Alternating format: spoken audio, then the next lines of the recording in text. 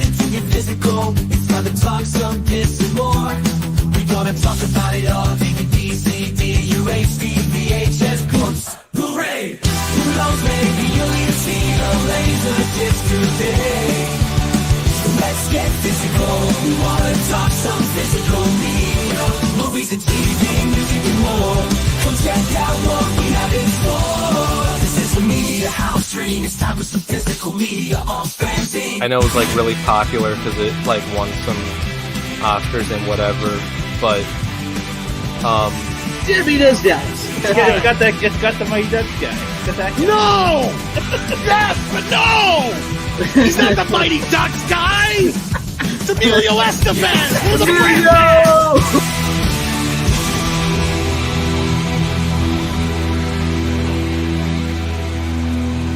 You can never have enough physical media.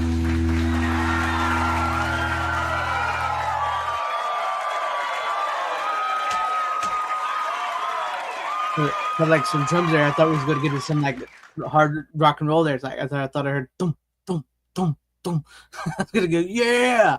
What's up? Hello, everybody. That was me trying to get one little shell for my shells and cheese. Oh, it sounded like the thump of the drum, like dum dum dum. That's what I was going for. Hello, fellow followers. I can do some rocking if you want. Sounds like a plan. No, we got other stuff to talk about. Yeah, we got yes. But hello, fellow followers. Welcome back to the Physical Media Show here on FanZcene. It looks like it's just Tom and I tonight. The two kids skipped out on us as per use, and they always like to wait till the last moment right before show starts to tell us. So like either I can scramble real quick and find somebody, or we could just do it ourselves. So we'll just do it ourselves tonight, and hopefully we'll have a third or next week. But let's say hi to the chat. We'll get to you guys, and we'll have a good time tonight. We have Ace Hanlon. What is up, Ace Hanlon? So howdy. Hope everyone's having a good week. Good, tiring week. It's been one heck of a busy summer. But thank you, Ace. Glad to see you here. What's up, Danny Hooley? Glad to see you as well. And then we also have Clark the Shark. Hell to you. Glad to see you out there in the chat, Clark. Hell to you, Brian Barth. Glad to see you too. What is up, style section? It says, hell to you, beautiful physical media mafia. All right. I like that. What's up, John the Beagle Dad? Hell to you. What's up?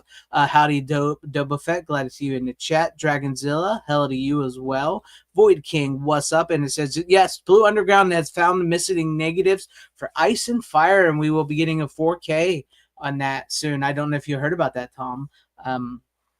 But that's going to be pretty cool. Yeah. Hopefully Blue Underground usually does. They're a little expensive, but they usually do really good work. But they do it all in house, like Vinegar Syndrome. So we'll see how it turns out. And then let's see. We have Corley and Rogue. Hello, Corley and Rogue. Glad to see you with us as well. Hell, Vinobite. Glad to see you out there too. And what's up, Anthony Draven? Hell to you. Yeah, no Roka Runner. They always wait till the last moment. What's up, Tyrell72? Live long and prosper. Glad to see you out there as well. Yeah, Subway and Best Buy. Always. And I think we're caught up. So what is up, everybody, you beautiful people out there in the chat, YouTube, and on all the other social media places that are watching this. I hope you guys enjoy this show tonight. I don't think we got much in the way of mini announcements this week. Did we get the Arrow ones? I think we got the Arrow ones last week. No, I think we did, but they had not announced them. We all pretty much knew what they were going to be.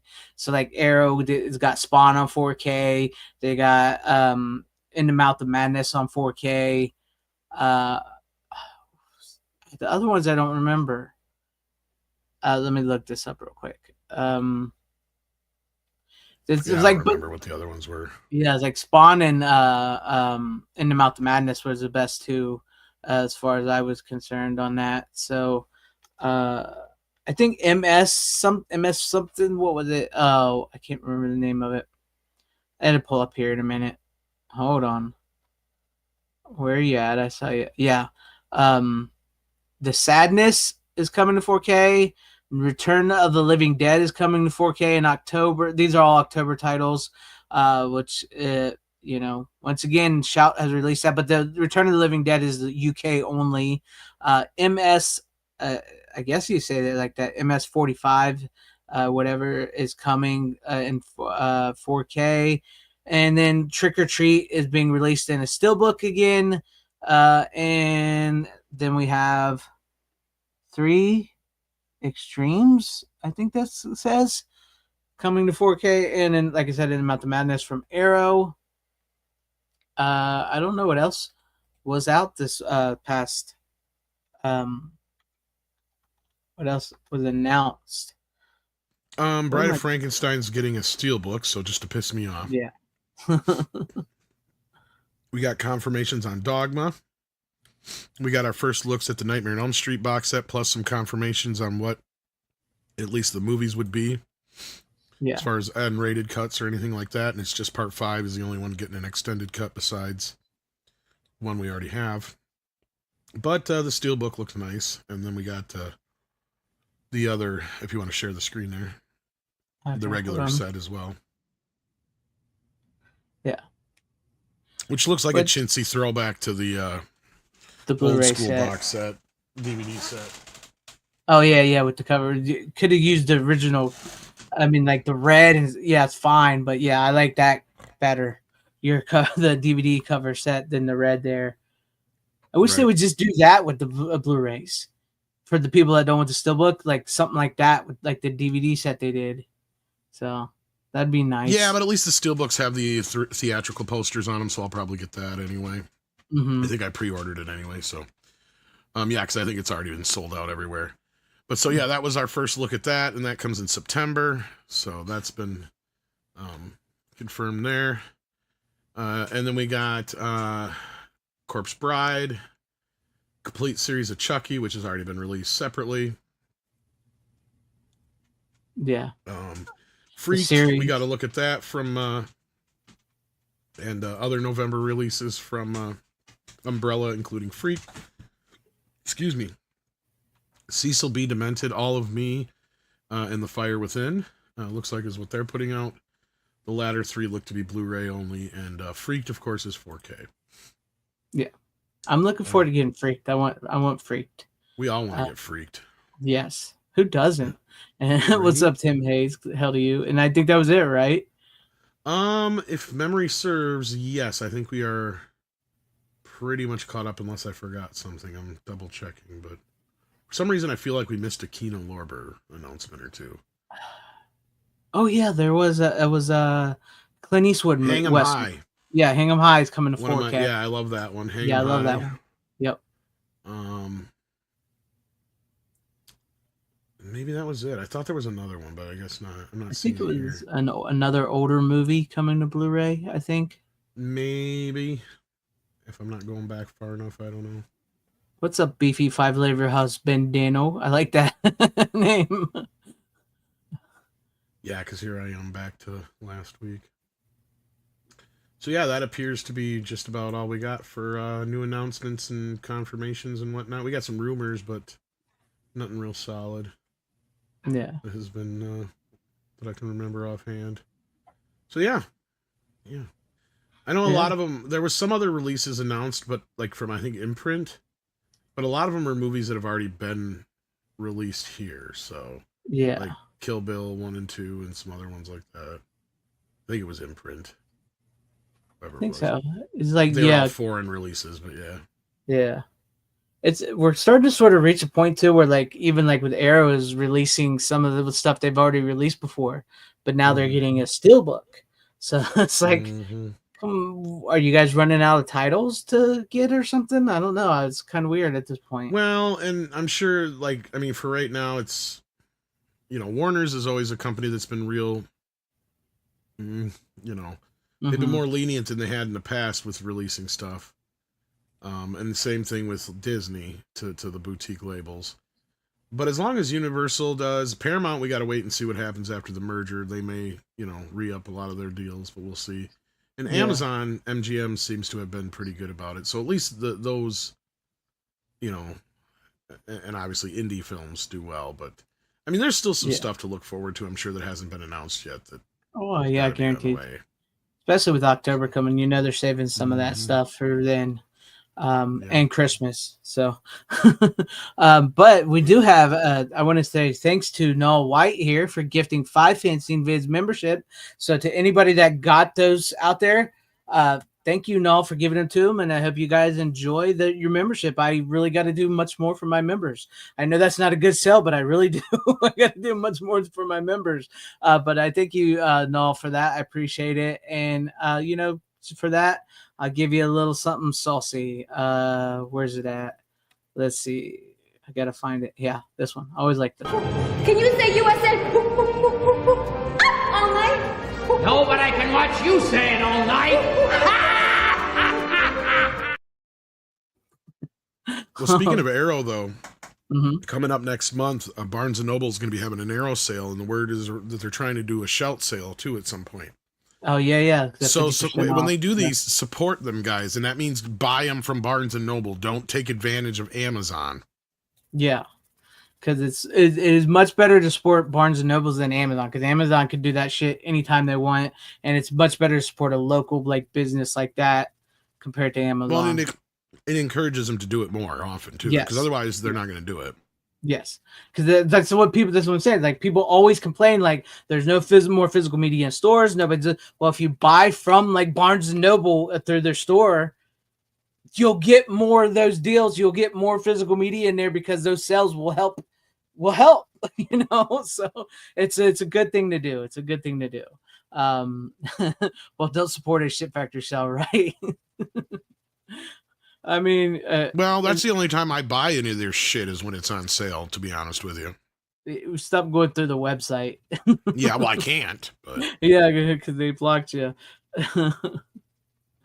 All right. Well, make sure you guys like, share, subscribe, and everything. And let's get this party started. Tom, you want to go first, or you want me to go first? You got more titles than me. I didn't know if you was done with your mac and cheese yet or not. Well, I'm still eating, but I can go first. I can do one if you're still good. Well, I got twice as many as you do. Yeah, well. You do. But you've seen most of these, I think. So, Well, funnily enough, we were just talking about this movie on Flashcast last week. I think it was last week or the week before, one of the two. And I stumbled upon it on Tubi, which has it for another day or so. Oh. But I do happen to actually have the old ass DVD of it from a Laserdisc rip. But it comes from Steve Odekirk as a director. Oh, nice. And the movie stars Tim Robbins and Martin Lawrence. It's called Nothing to Lose. Yeah. I haven't seen that in years. Hilarious film about a man who mistakenly thinks that his wife is cheating on him. Spoilers. Because it's kind of a spoiler at the end. Yeah. And then he gets carjacked on the wrong day. And he takes Martin Lawrence on a wild ride that leads them, I think, through multiple states, and they end up getting chased down by some other criminals as they're mistaken for criminals. And it's just a hilarious romp, that the type of movie they don't make anymore. And I don't remember the last time you've seen it, but it still holds up pretty good. Pretty good. It's been a long time since I've seen it, but I always remembered it because it came out, I think, at the same time or around the same time as the Charlie Sheen, Chris Tucker movie. So they kind of was those movies were coming out at the time. But I always thought this Money one was Talks, and this is the superior of the two. Yeah, I've always thought this one was a little funnier than Money Talks. Yeah, I remember having a good time with it. I remember really enjoying it. What's his name? Isn't it it's that guy. I don't know if you ever seen the show Scrubs. It's the doctor, right? Oh, McGinley or whatever. Yeah. McGinley. He's one of the bad guys. Right? And so isn't Esposito. And I didn't even realize it. Yeah. It's like, holy shit, it doesn't even look like him. Yeah. Oh, Money Talks was a year earlier, but they always felt like they came out so close. You had that and Mo Money and all these kind of movies that all kind of came out about the same time with the same kind of. I mean, they even had, what was it, A Low Down Dirty Shame that Keenan Ivory did. And you just had these kind of they were action / comedies that were kind of trying to bank on that Eddie Murphy kind of style. And a lot of times they were doing a 48 Hours kind of thing or a Beverly Hills Cop kind of thing. And and they were kind of mixing it with whatever. Mo Money is probably the only one that's kind of out a little over to the left of that, but that's because it was loosely based on their Mo Money skit from In Living Color. But yeah, but no, I remember that. And one if our buddies listening, it does not have a Blu-ray. It needs one. In fact, I don't even think it has a non-anamorphic. All it is a non-anamorphic DVD. Now, it does have a 5.1 surround soundtrack on it, though. No, nice. I mean, you gotta love those old DVDs like that. They always had some like one good quality about them. I mean, they were good quality at the time period, but then like with now, but like they always had that one really cool, like the 5.1 surround or something that was really good. So honestly, the DVD, even zoomed in, doesn't look that bad outside of the noise reduction on it. Oh. Like there's a halo around everything, but otherwise, I was kind of impressed considering how old this DVD is. I mean, shit, it's probably came out when it was brand new and, like maybe a year after it. Because I remember my buddy actually had the Laserdisc. Right. Because I had it. I had a copy of his Laserdisc for like a year before I got this DVD. And I just switched over to this one. And there's no special features outside of the theatrical trailer, but this is an early-ass Disney release. And this is one that I'm surprised didn't get licensed out to like Mill Creek. And it's right in that. It is. It's right there. And Metro was another one they did with Eddie Murphy that I can't believe hasn't gotten a re-release yet or a release on Blu-ray. Oh yeah, I forgot about Metro. Yeah. So yeah, there's a lot in that era that have been just kind of, even Blue Streak I think at least got a Blu-ray, but like that's another one too from that era. I'm just like, where's the love for these movies? We were talking about them the other night on Flash, so that's kind of where, once I saw it on Tubi, I'm like, oh fuck, I'm watching that, because it's a horrible quality copy though. So hopefully, I don't know if it's on digital at all, but I don't know if it was just because Tubi's that nasty, or it's just a 480p upconvert or something like that. But it looks better than the DVD because it's clearly like some sort of HD-ish. It's obviously non-anamorphic, or it's an anamorphic scan of it, so it's probably a newer scan of the film, but newer as in probably like 20 years ago. So I don't know. So I have no idea if it's a better version on like Vudu or Apple or anything like that. But yeah. So I could recommend it though. It still holds up. I haven't seen that in years, man. I remember having a good laugh with it. I remember it's kind of funny how the intro. I didn't even think about it till this time. I'm like, God, this is so similar to the intro of Shawshank Redemption as well. Only that one, he just goes drives and somebody else kills his wife and everything. He just goes off and does the same kind of thing. Actually, it's like weird. Yeah. They're very similar stories. Only one they stay out of jail, I guess. Get busy living or get busy. Get busy living or get busy dying. Yeah. Yeah, I mean, there's only, and it's funny because there's only like maybe, I mean, even though the whole movie is kind of predicated on this idea of class versus, race and all that kind of stuff, because, Martin Lawrence's character, he's a very intelligent, clever guy, but he's driven to have to steal to support his family, right? Like that's kind of his character. So in that is kind of they do it not so subtly, so it could come off as woke today, but the difference is they don't dwell on it constantly, right? And there is a few scenes where they even make fun of the PC culture of the time, right? Right. So like there's this to me is like, okay, we were already on an even keel. This is why we're at where we're at right now, and how we got here again, full circle 30 years later is beyond me. So yeah. I mean, it's hard to believe that in 2 years this movie will be 30 years old. That's crazy. That is honestly crazy to believe. Getting old, man. Getting old. Like because I remember when those movies were new, and they still feel like sort of like they're still sort of new, but they're not. So it's a weird times. I don't know what would be Martin Lawrence's critic if he ever had a critically acclaimed. I know Boba Fett said maybe probably Bad Boys for Life, but I don't know. His most critically acclaimed film? Yeah, I don't know. Yeah. But I don't know. And he's always been sort of like, I don't think we've ever really seen, he did that sort of, I do like the movie Life, but I don't know if that'd be critically acclaimed. That's probably like that might be one of his most critically acclaimed ones, but then do you consider that a Martin Lawrence film or is that an Eddie Murphy team film? Up? Yeah. Yeah. See, that's the thing. See, even this I'm kind of stretching to call it a you know, a Martin Lawrence movie, because he even gets second billing from Tim Robbins for that matter. And he doesn't even come in the movie until almost 20 minutes into the movie. Yeah. So it's not even like Money Talks where you bounce between the two. Like Martin's character doesn't come into the story until his character enters the story.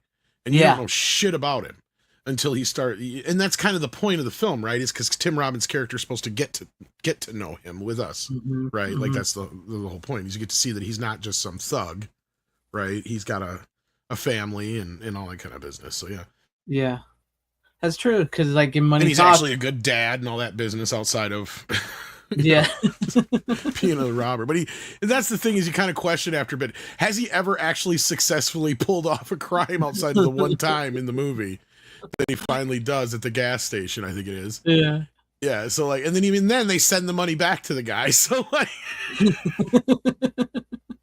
And I hope it's not spoilers for anybody who, I mean, sorry, nothing to lose, Tim. We did mention it earlier, but it's been a bit since we have. So, but yeah, no, it's just a fun classic 90s comedy, a little bit of action, not so much action comedy. I'd say more comedy action, if that, because there's not nearly that much action in here. It's more just great little setup scenes. There's a couple, I think, bits with action, but not too much. Now I want to watch it. I haven't seen it in a long time. Yeah, now I well, you got the it. director's cameo, of course. He's the dancing security guard. And for those who don't recognize the name, you may not recognize Steve Odekirk's name, but you recognize his work probably. He's the guy who did all the Thumb stuff like Bat Thumb and Thumb Wars and Thumb Titanic and or Thumb Tanic or whatever and shit like that. And I think he also made that Kung Pao or whatever the fuck it was called. Yeah, that's what I was going to say. Didn't he make Kung Pao where he's the star of it? Yeah, where he just cut himself into old Chinese movies or whatever. Yeah. I remember that. It wasn't too bad. That was kind of funny. I haven't seen it in years. I remember loving it, but I haven't watched. So me too. I don't know how it hold up. Like the Thumb Wars, it was kind of like the ultimate version of his Thumb Wars stuff, just as a in a different form. I haven't seen that in years. Might have to check that one out as well. I don't mind Tubi. I know I rail against streaming on the channel, but I don't mind Tubi because I just don't know how their quality is if they actually run shit in HD or not. Because this was sort of HD, but it looked really kind of. I know I had to watch commercials and shit, so it took me like 2 hours to watch the fucking movie. As I say, because they run Tubi. Tubi is basically run like old network cable, I should say, old cable. So and they, whatever. Holy shit, they did push it out to almost 2 hours because this movie's only 98 minutes on the disc. 2 hours worth with commercials. Yeah, it was just under 2 hours when I was watching. Like, Jesus, I don't remember this movie being this long. Dang, man. So they must actually add the commercial breaks in with the running time, I guess, because like I was trying to figure it out myself. Cause I'm like, I don't remember that movie being that long, but I just happened to look at it now. It says 98 minutes. So yeah, I'm like, no way. Yeah, because it was like an hour and 49 minutes is how long I had to watch it for. Dang, that's so they crazy. had like 10 minutes or 12 minutes of commercials, yeah. And it was like 5-6 breaks at a time. Yeah. So it's like regular television. At least they kind of make somewhat of an effort. It feels like maybe they have an AI running it or something like that, to where it does seem to try and find like spots where it'll fade out and fade into a scene and put a commercial there, or a scene that clearly cuts to another scene where there's not like it tries in most cases, not always, but doesn't always succeed, but tries to find a nice break point. But yeah. It's true, because I think I talked a little bit with Script Doctor about this. Like they run it like cable, they run it like TV, so it's like they know where to put in the commercials, and they it's kind of like, at least it's not the TV version of it. Exactly. In that case. But then again, in some cases, I would love to have the TV version, but that will come up in the later title.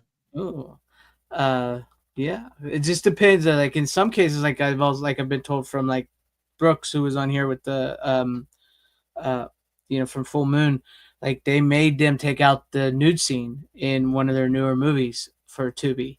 So like Tubi does ask them not specifically. Oh, as far as I could tell, because it even said rated R on the thing. No, so. yeah. No, it's not everything is edited on there, but like I did not know that. Yeah, because like in the movie called that Full Moon put out, it's a newer one called Murderbot.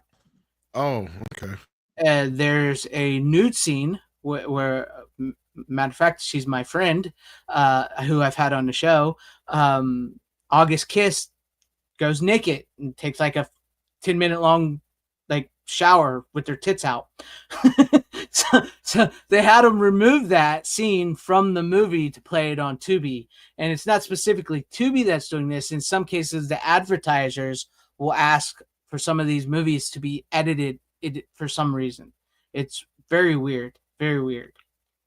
But yeah. Well, that's like TV used to be back Exactly. then. It That's what I kinda said, still 'cause is on Tubi the is run networks like- anyway, but yeah. Yes.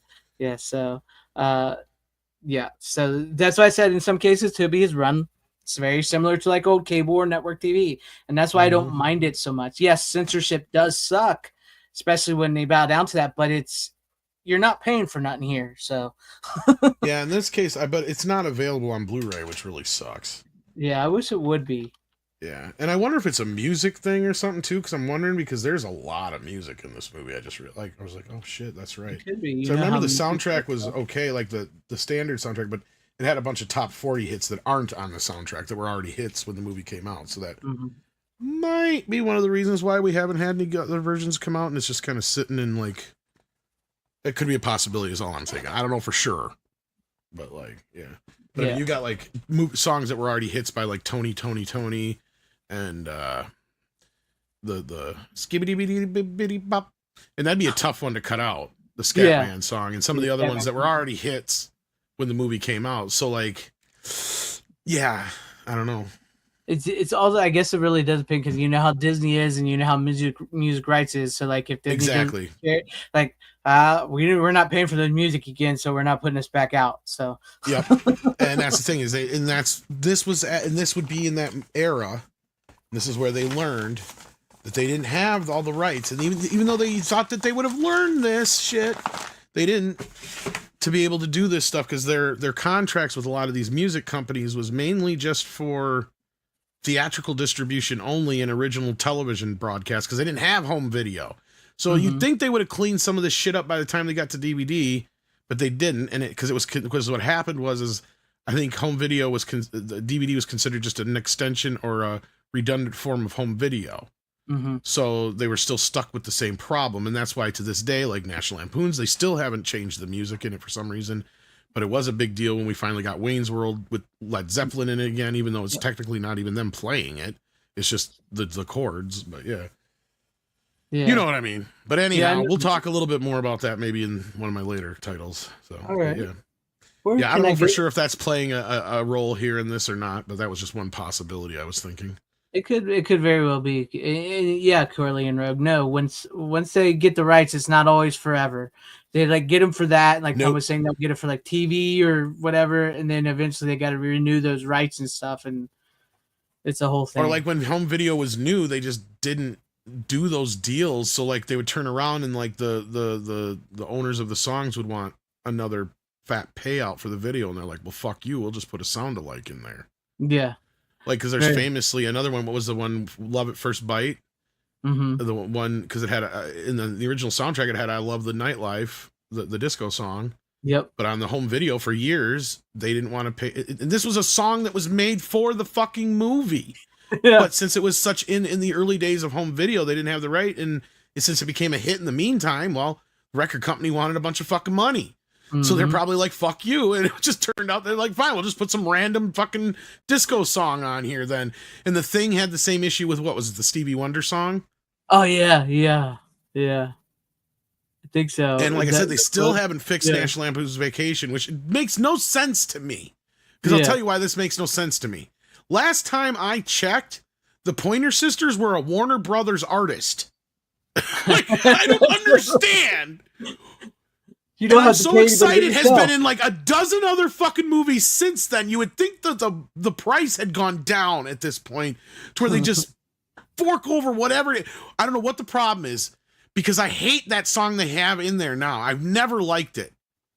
And most people think that they're like going, what do you mean? Yes, in the original movie, every time you see the red Corvette, instead of little boy, sweet, sweet little boy of mine. Actually, in the original version, it was, I'm so excited. Mm-hmm. And I'm just kidding, because it was a big hit at the fucking time. Yep. And it's weird because they paid for fucking the Ramones and all that other stuff, obviously, but they didn't want to pay for that song. I don't know why, and it makes no sense. You'd think being Warner's is the company, Warner controls their contracts, unless Pointer Sisters were under a different contract, and I didn't know. I thought it was Warner's. That maybe I'm wrong. Maybe it was Arista or somebody that had them. But regardless, sorry. I know some people hate it when I say that. But it just, to me, it makes no fucking sense, and we went on a tangent for nothing. So do you want me to do another movie, or do you want to do one quick? Well, you know what? But you want to do one now, I mean, I should say. I can do one real quick to sort of go off of the music thing that we're going through right now. That's a good way to do it. So it's because this movie is the name of a song. So I'll pop it up real quick, and that is Can't Buy Me Love. So I was with Patrick. Oh, wow. Dempsey. I haven't seen that in like fucking 40 years. Me neither. And I was Is that a real Blu-ray, or is that one that it's one that Rick somebody sent you? Okay, yeah. So yeah, but it's a touchstone as well. So that's he may have even asked me about that. I forgot maybe. Yeah, so Can't Buy Me Love with Patrick Dempsey and what's her name? I can't even remember her name. Yeah, because that has a Beatle cover in it, but it never had the original song in it, from what I recall. Exactly. Amanda Peterson is her name. I had not seen this movie in years, and it's kind of weird to see Patrick Dempsey like that, considering he's what he looks like now and everything. So he's like, McDreamy. But no, it's what really caught my eye this time watching it is like how they edit these movies in the 80s to be nice and quick, like 90-something minute long movies. You know what I mean? Like even like some of the more comedies or what little romantic comedies and comedy stuff you get today, they're still like almost 2 hours long, and you can see where like, okay, when you're watching, it's like this can go. We got to get here quicker. We got to get there quicker, and it's nice little editing to it. But I enjoyed the movie. It was it's very 80s. It had its moments. It was fun. I had a good time on it. But I figured you were talking music and everything, and that's the name of that. Is Can't Buy Me Love. I mean, I wish I had seen it in more recent years to kind of speak on it. I remember it fondly. Mm-hmm. It's because it's basically she hires him to be her boyfriend. He hires her, or it's the other way around. Yeah, okay. And it's, I'm trying to remember. Is it a remake or a retelling of like is it another one like we had last week with Clueless, right? Like where maybe it was based on because they've done this movie a bunch of times, and I can't exactly. And I'm trying to remember what it's based on initially. If it's not like I don't think it's Shakespeare, but I was thinking it was what's her face who also wrote the story Clueless is based on. That's what I was thinking. Emma, is that what it was called? Emma. Well, that was Emma, but I'm thinking this was a different one. And I could be wrong. Somebody please in the chat correct me, because I'm drawing a blank here. But I'm just because go ahead. No, because it's in it feels like a Jane Austen story. Thank you, Carly and Rogan. That's what I was getting at. Yes, that's what it feels like, and that's what I'm looking up to see if it was based on any of that. Real quick, let's see. Or it feels like, because we've had at least 1 billion movies with the same premise over the years, to where it feels like it's that, or it's just one of those type of stories they just kind of like to keep retelling. I don't know. I think it's when they just maybe like keep retelling. Could be. But so basically, it's the hire somebody out to date them, and they end up falling in love trope. He's this very nerdy nerd guy. You know, he hangs. He does like the yearbook, all that stuff. Hangs out with nerds. He's a nerd, wears glasses, and he desperately wants to be popular. And he saved up $1,500 from mowing grass all summer, and they're going into their senior year. And Amanda Peterson's character, who's like, and she makes him cool, right? Yeah, because she's this very popular girl, and she ruins her mom's $1,000 suede outfit. So he says, "I'll buy the new one if you pretend to be my girlfriend and make me popular." Because that's is it a Shakespeare story? Because maybe now that I'm thinking about it, it's not like whatchamacallit that Roxanne's based on, but it kind of is, but it's more of a reversal. Mm-hmm. Right? Like it's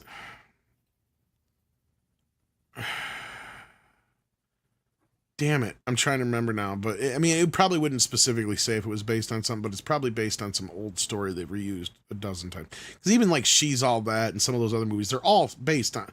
Seems like the same fucking concept.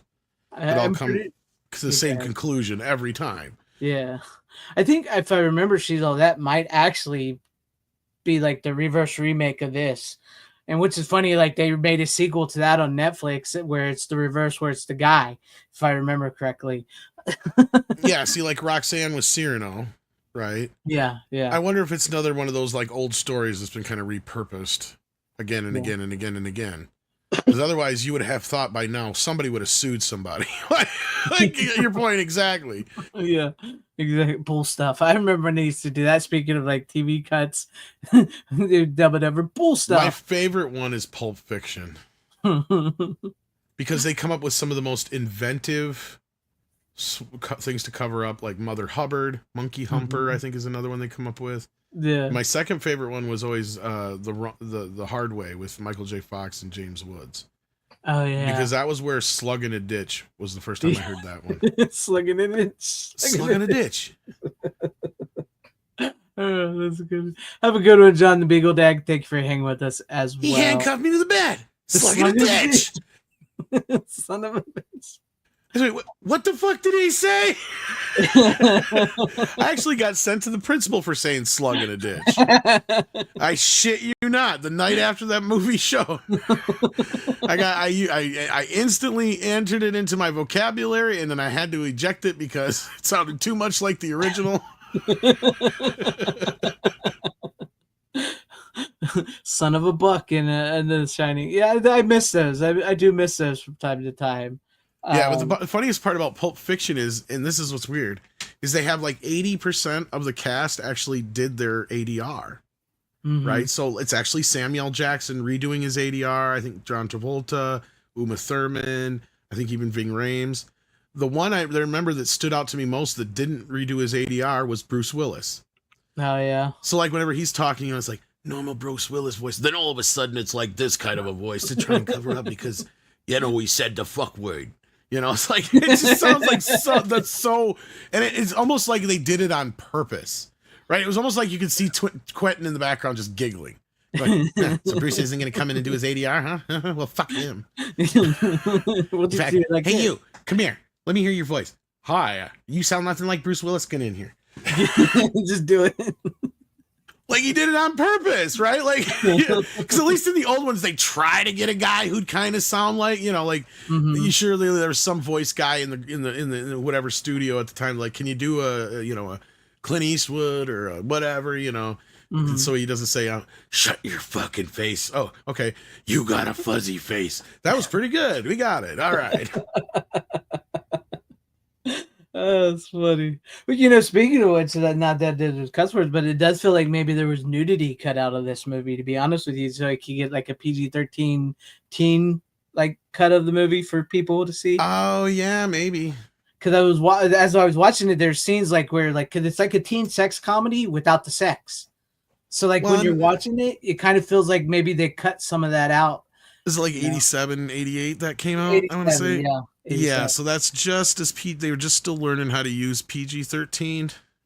So I wouldn't be surprised. And they may have shot it in a way that they thought it was probably going to be a raunchier comedy, but by that point that the movie came out or something like that, that the raunchy comedies had kind of gone out of style. Because you guys got to remember, like, it wasn't like it is now where, like, if you know, it feels like a cycle is over. Like, they'll keep pumping these movies out until they know something was dead back then.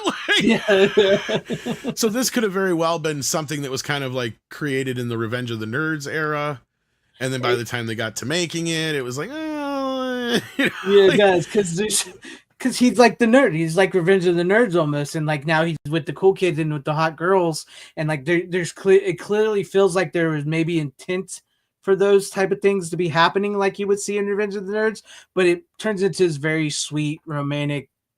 It could just be that the sweetness started coming through. Maybe it was stuff that was like, they're like, we need to pull back on that stuff. That's what it feels like. Because it feels like once they start connecting, him and her, it becomes a very different movie.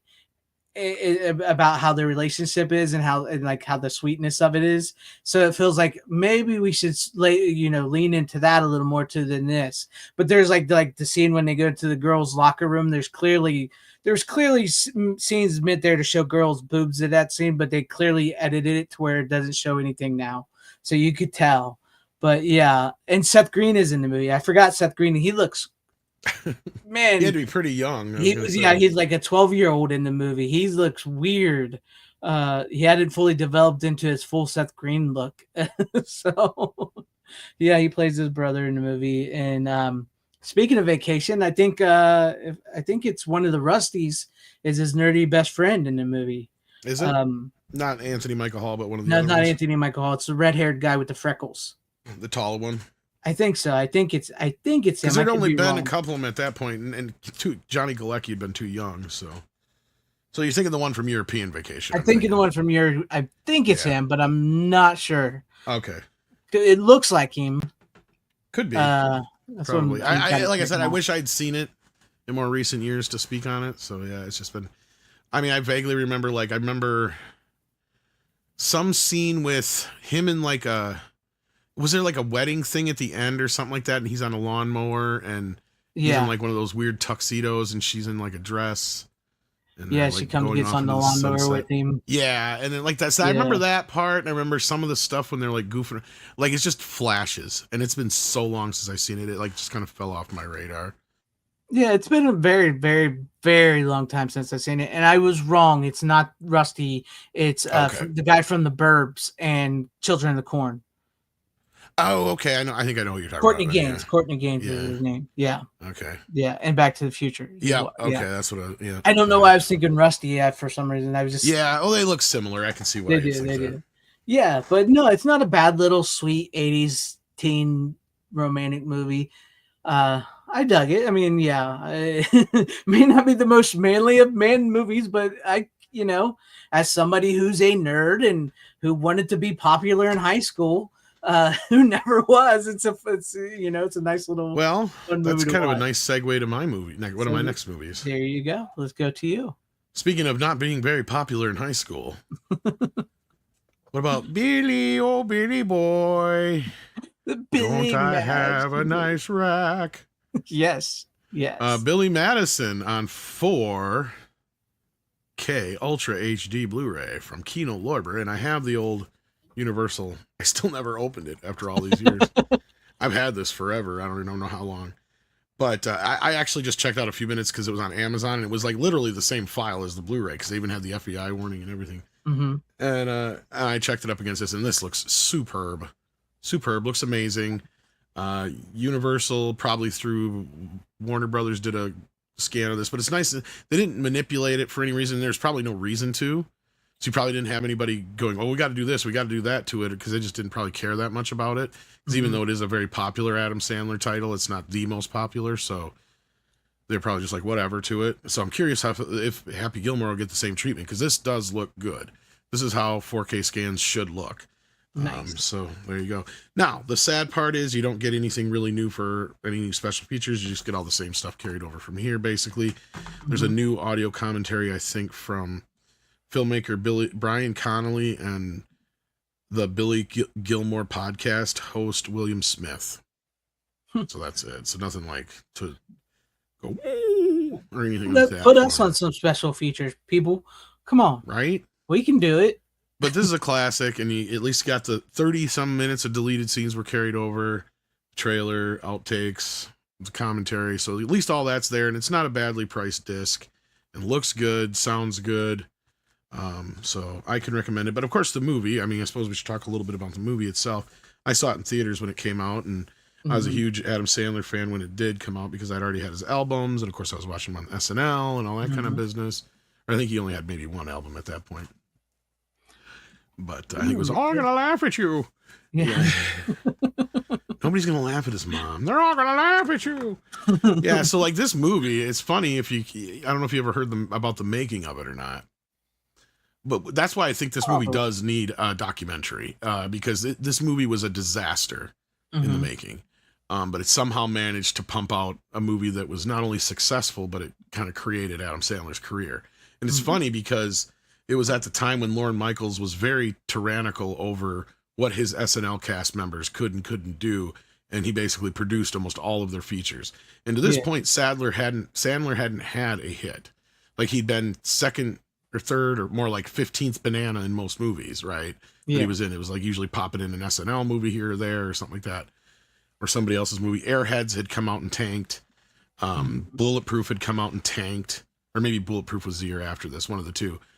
I can't remember now. Somebody correct me if I'm wrong. Or the same year, I think, one of the two. It's not called Overboard, but he's like where he's on a ship, he's on a boat. Going Overboard, I think, is what they ended up calling it. It was so bad. Yeah, it's really bad. Yeah. Like, I think he even did some more ADR for that, but still didn't help. Yeah. Because, like, there's this badly ADR bit from... This is the only thing I really remember from the movie, because the movie is so bad and unwatchable.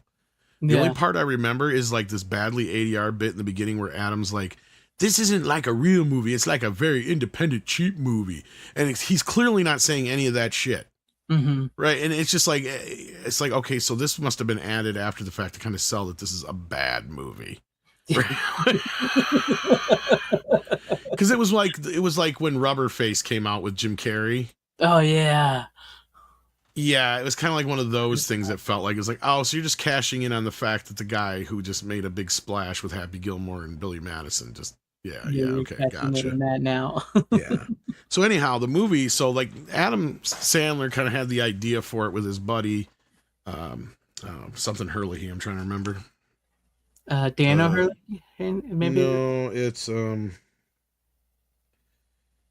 Tim Hurley. So he had this idea with Tim Hurley. They actually, I think, got the idea back when they were in college.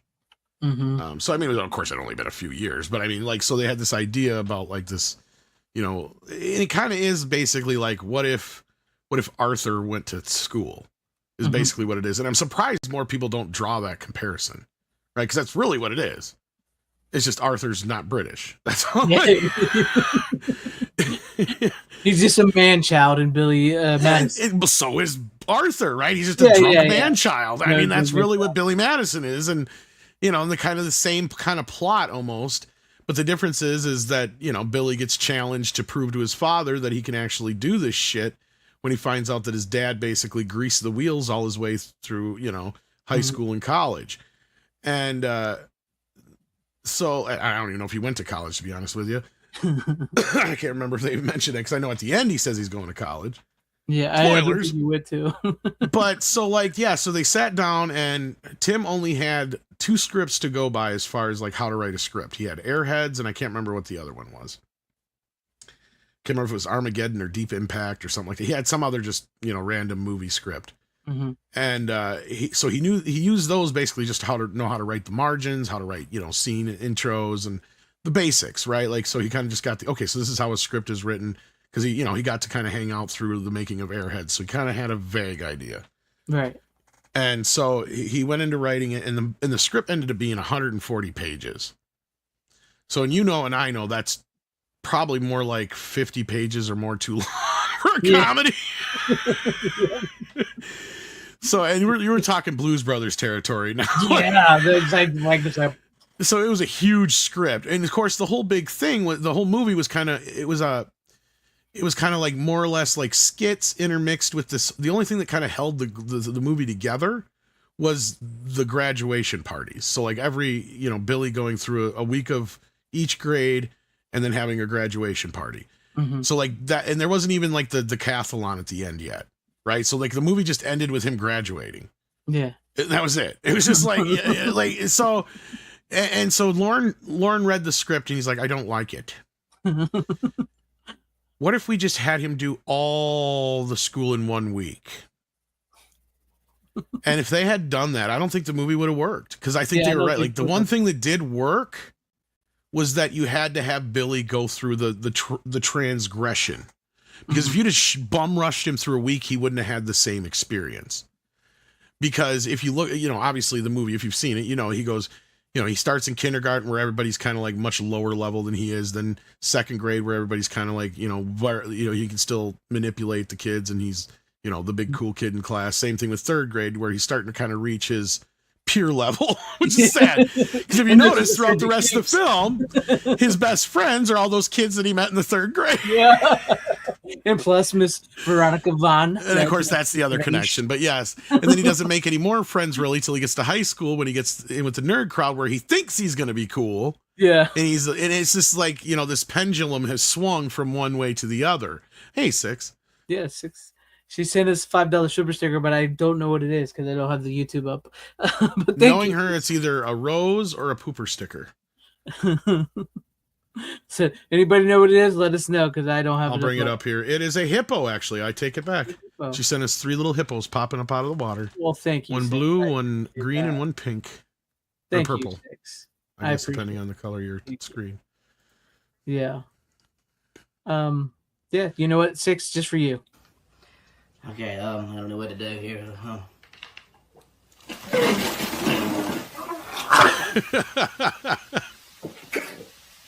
don't know if I've ever seen that one. I don't get to play a lot. So, I don't get a lot of. As you can see from the deleted scenes, like how much of it still stayed. I mean, until they, got to the cutting room, and Adam was like, just cut whatever doesn't work. Mm-hmm. And he gave the editor free reign to kind of cut. But they also started with a completely different director.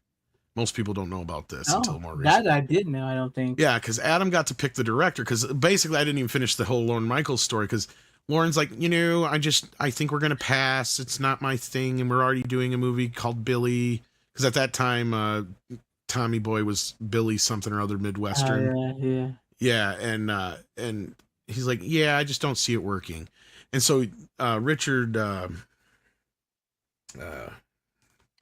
not Richard, Robert Simons picked it up over at Universal because he liked it. And I think, I can't remember if he and Adam had already had a previous relationship or whatever, and he loved the script.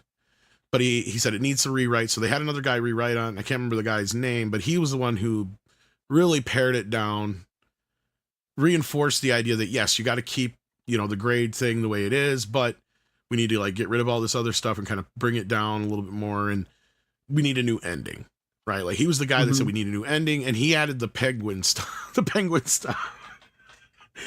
So all the penguin jokes are the new guys, and the ending is his, because otherwise that shit wasn't in the original script, I guess. But that's where we got to the end. But then, like you said, the movie ended up running 2 hours and something in the test screenings, and they kind of started paring it down and paring it down and paring it down and paring it down, paring it down, down. To where even the musical sequence is missing 2 minutes. The only thing that sucks is they should have left in Norm Macdonald's bit. Yeah. So otherwise, it was it's just a miracle this movie came together, because the original director did not get it, I guess. And Adam only hired him because he had worked with him, I think, for I can't remember if it was a Burger King commercial, a McDonald's commercial, something like that. I can't remember what it was. Mm-hmm. So he's one of the few directors he had worked with. And since he got to pick the director, he picked this guy.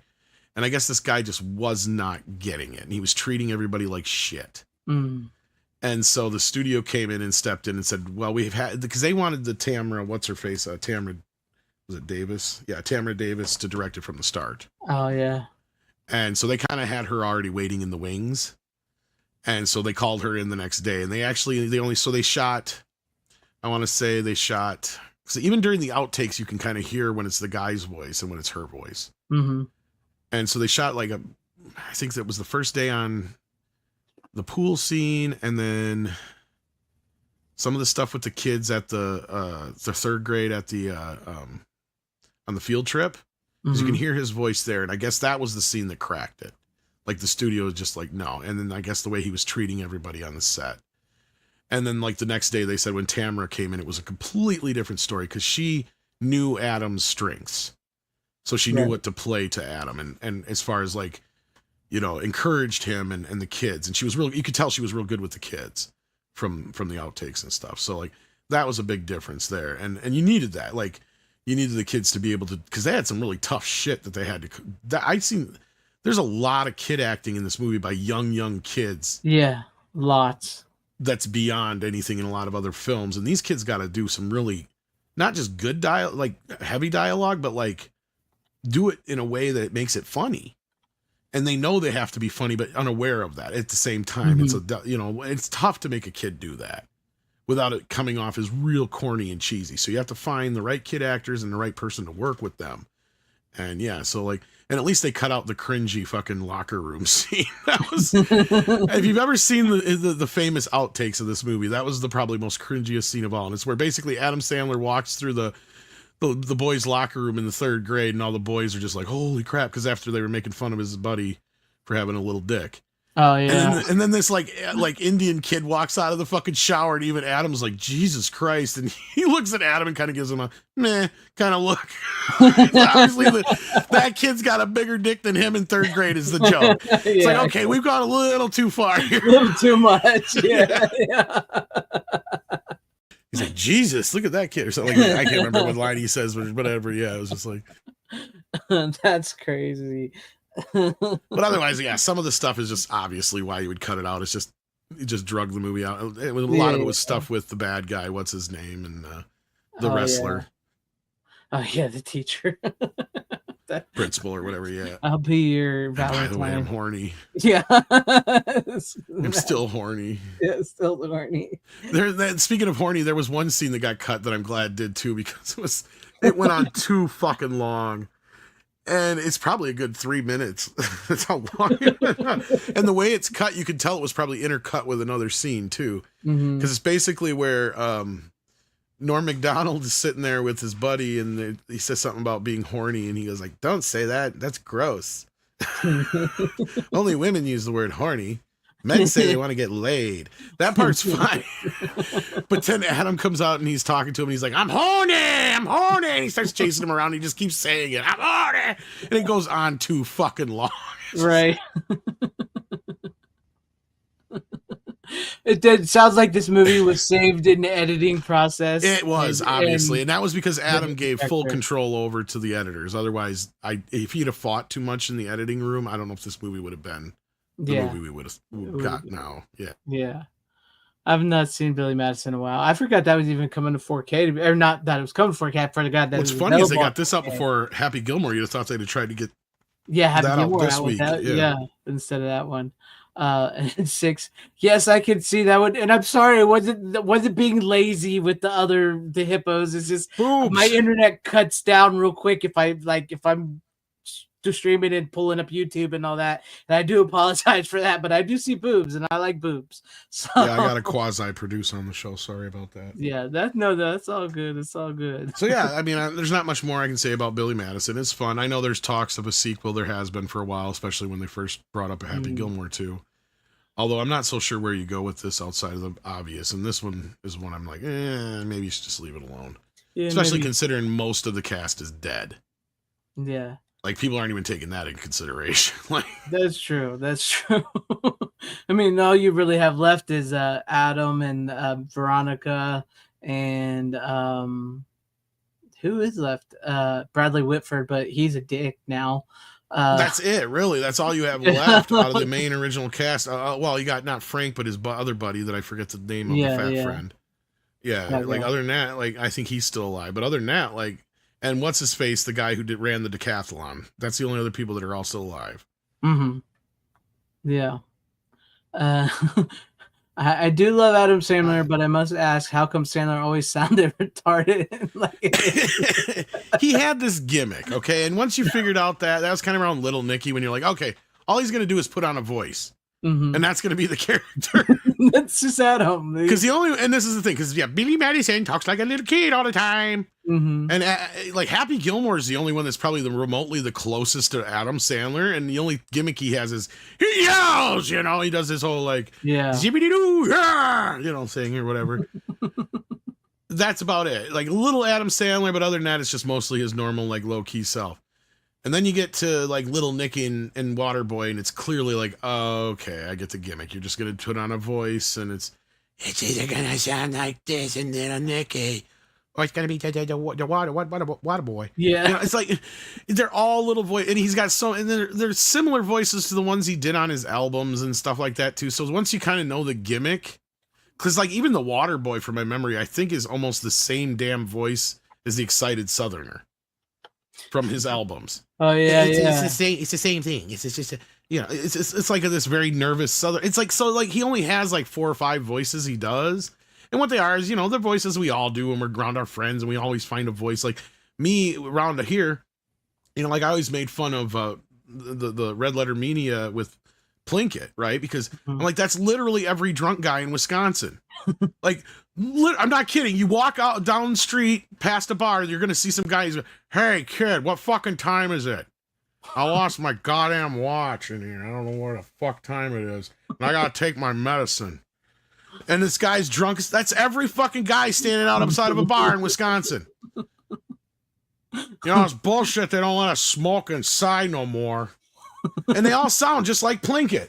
Like, so we'd all do that voice as kids. Right. Like whenever, that's the go-to drunk voice, just like the go-to Wisconsin drunk chick voices. Everything gets louder and more obnoxious. They all sound like this. And it works better if I do I gotta have the voice thing on. It works better this way. Cause oh my God, I'm getting so fucked up. That's every chick in Wisconsin when she gets drunk. Woo, go Packers! You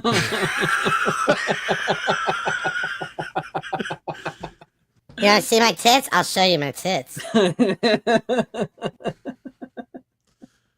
Like that's, yeah. Anyway, so like everybody does those little voices. We even did them. Like we had some of our other voices we do like here and there. Just like, I could turn them into characters if I wanted to. Like, but that's kind of what Adam did. Just probably voices he's been doing since he was 5. Yeah, and he always got to laugh with them, and he still is. So he still did. That's what So yeah. You don't come up with that shit when you're 17. It's something. It's something you come up when you're 5, and your mom thinks you're hilarious, and you start on your friend. And your dad's like, enough of the retarded bullshit at the table. God damn it, Adam. Lady hoo-ha. Enough of the fucking gibberish. Well, yeah, you can tell that's how they wrote this movie. It's probably... You have seen my tits. This is true. Nobody's seen my tits in a long time, so. So yeah, no, especially if you can get it on sale, which I'm sure at some point here and more. Yeah, probably. Kino's always having sales, so. I might wait for it and get a Happy Gilmore and take them together when it come out. I'll probably send this to you either way to tide you over since it's still. Yeah, there you go. I got a stack of things I'm to try and get ready for you. I know. I need to send you Mulholland Drive. I need to send you that. No worries. Like I said, I got a bunch of them here. I just want to make sure ones you have and a couple other people that I'm sending stuff to. I just don't want to send stuff to people that have doubles, but it also sucks because I want to surprise you and some people with some things. So yeah, it's kind of a dance I got to play. Yeah. Plus, then I got to have them boxes and money to send all this shit out. Exactly. That's what I'm saying. When I'm sending that won't cost me too much money, but I got to get a box and take it up to the post office. Right. I hate the fucking post office guy up here. Depends on who's up there. Yeah. Because we got like this old I remember, guy. Yeah, you were having issues before. Yeah. Yeah. We got this old guy that works up there. Great guy. Won't say shit. You walk in, boom, boom, done. And then there's this young guy who's really short with red hair, who's a dick who thinks he's like the master of the universe. So like you come in, he's like, step back. Too many people in here. You sure? Shut up. I'm working with this customer. It's like, dude, it's the fucking post office. Shut your mouth. You're not that special. So that's why it's like a 50-50 chance when you go up there in small town. You should know you're a small town. So, but anyways, yeah. So yeah. I mean, if you guys want to see Tom's tits, you give me $50, then you can. Fuck Greg. Craig needs it. Greg needs the money so he can buy more stuff. Yeah, Greg needs it too. And maybe I'd sacrifice my tits for you, Greg. It may or may not. It depends. It depends if my sister-in-law's aunt is feeling very generous in September. It may or may not be going back to the Horror Hound convention, which is going to be their big. I almost thought that was going a completely different direction. No. Like your aunt works at the horror house? No. What? My sister-in-law's aunt. Your sister-in-law's aunt, sorry. Works at the Horror Hound convention, and she gets us in free. Still almost said you said I thought you were going to say horror house again. I'm sorry. Horror. Sorry, I got to say horror. You do it like that way on purpose, so now I think you're going to say horror house. Horror Hound convention, and it's their big one. It's their big one this September. It's like their 40th anniversary. Horrors come in. That's when the horrors come in.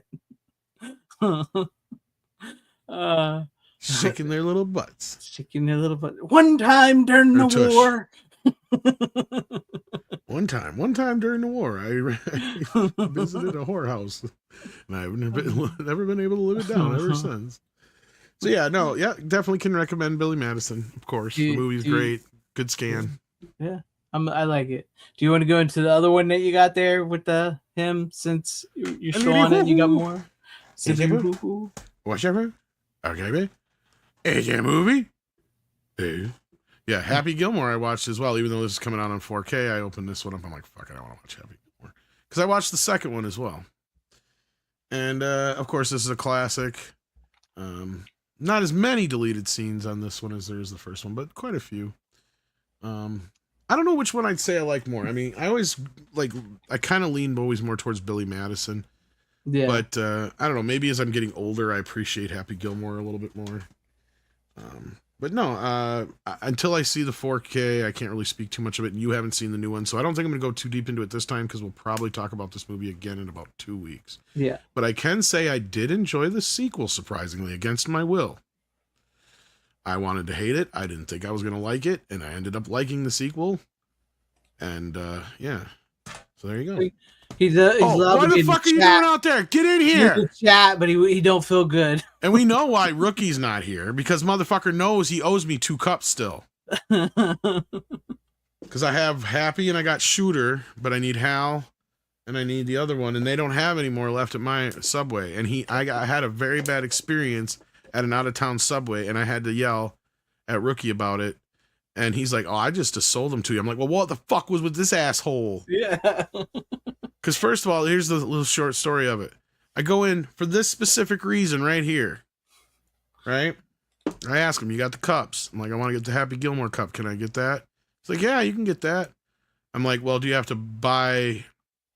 I'm like, "I know you have to buy a value meal. It says on the thing out there, but can I get all 4 cups if I buy at least one Happy Meal, value meal?" And he's like, "No, you got to buy the separate 4 value meals." I'm like, "Well, that's lame." I'm like, "Well, I guess just give me one with a Happy Cup." Well, he rings me off, makes my sandwich all the whole 9 yards. Although he forgot my fucking pickles, a little prick. Because the way theirs was set up is you can't see how they're doing everything. I didn't like that. It was like one of these little smaller things.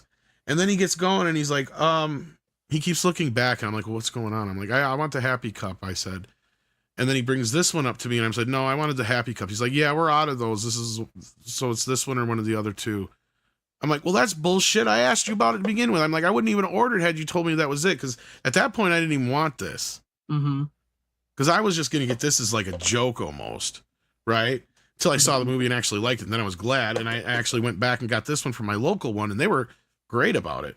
I actually should have asked if I could have got the rest of them that day. Because the day after that, the very next day when I went back, they didn't have any more left, period. Sold them all out. They were gone. And she's like, "And I don't think we're getting any more because we already got our 2 boxes." So I got lucky that I caught the tail end of that, I guess. Because that would have been Sunday or whatever, Monday. So after everybody would have went and watched this movie, because if everybody noticed, this movie had the biggest viewership for any opening on a Netflix movie in its history. So yeah. 46.7 million people or at least views, that is. But I mean, you're talking, it could even be more than that because of families watching it and all that kind of stuff. So yeah, it's just crazy. And it's like, I know you liked it, but I've heard mixed things from people. I mean, it's not the best. The first movie's still better. Sorry, you were saying, Greg? No, I'm going to say even some of the people out in the chat said they did not like it. So, but you go on. There's definitely things I didn't like about it. Mm-hmm. So yeah. Well, I don't want to spoil it. Like you said, you don't want to go too much into it because you're going to probably be getting a 4K. But yeah, we'll talk more, and we'll make sure you get to see it, and maybe because like Rookie did not like it at all. Yeah, Rookie did not like it. But we're not surprised with him because he didn't like Gremlins. So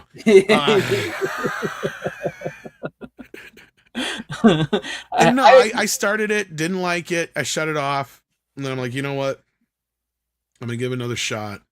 And then one of the main parts that I didn't like about the new movie, I was reminded when I rewatched the original. I'm like, oh, that same kind of thing happened in the original. That's what that is. Because it's one of the few times in the sequel they don't give you a flashback to the original movie to let you know what's going on. And like every other one is so unnecessary. Like, I can't even think of one time where it was really all that necessary outside of characters that didn't technically exist before. Right? Like, that's it. And they superimposed one of them into the old movie just to kind of make it work. And it's like, those cameos could have been cut out. Like, Yeah. yeah, and I get it, Berserker. To me, it was one of those, at first, I was reluctant to it. Maybe it was because I expected to be so bad that I ended up enjoying it more than I thought I would. Because it's not nearly as bad as, like, Coming to America.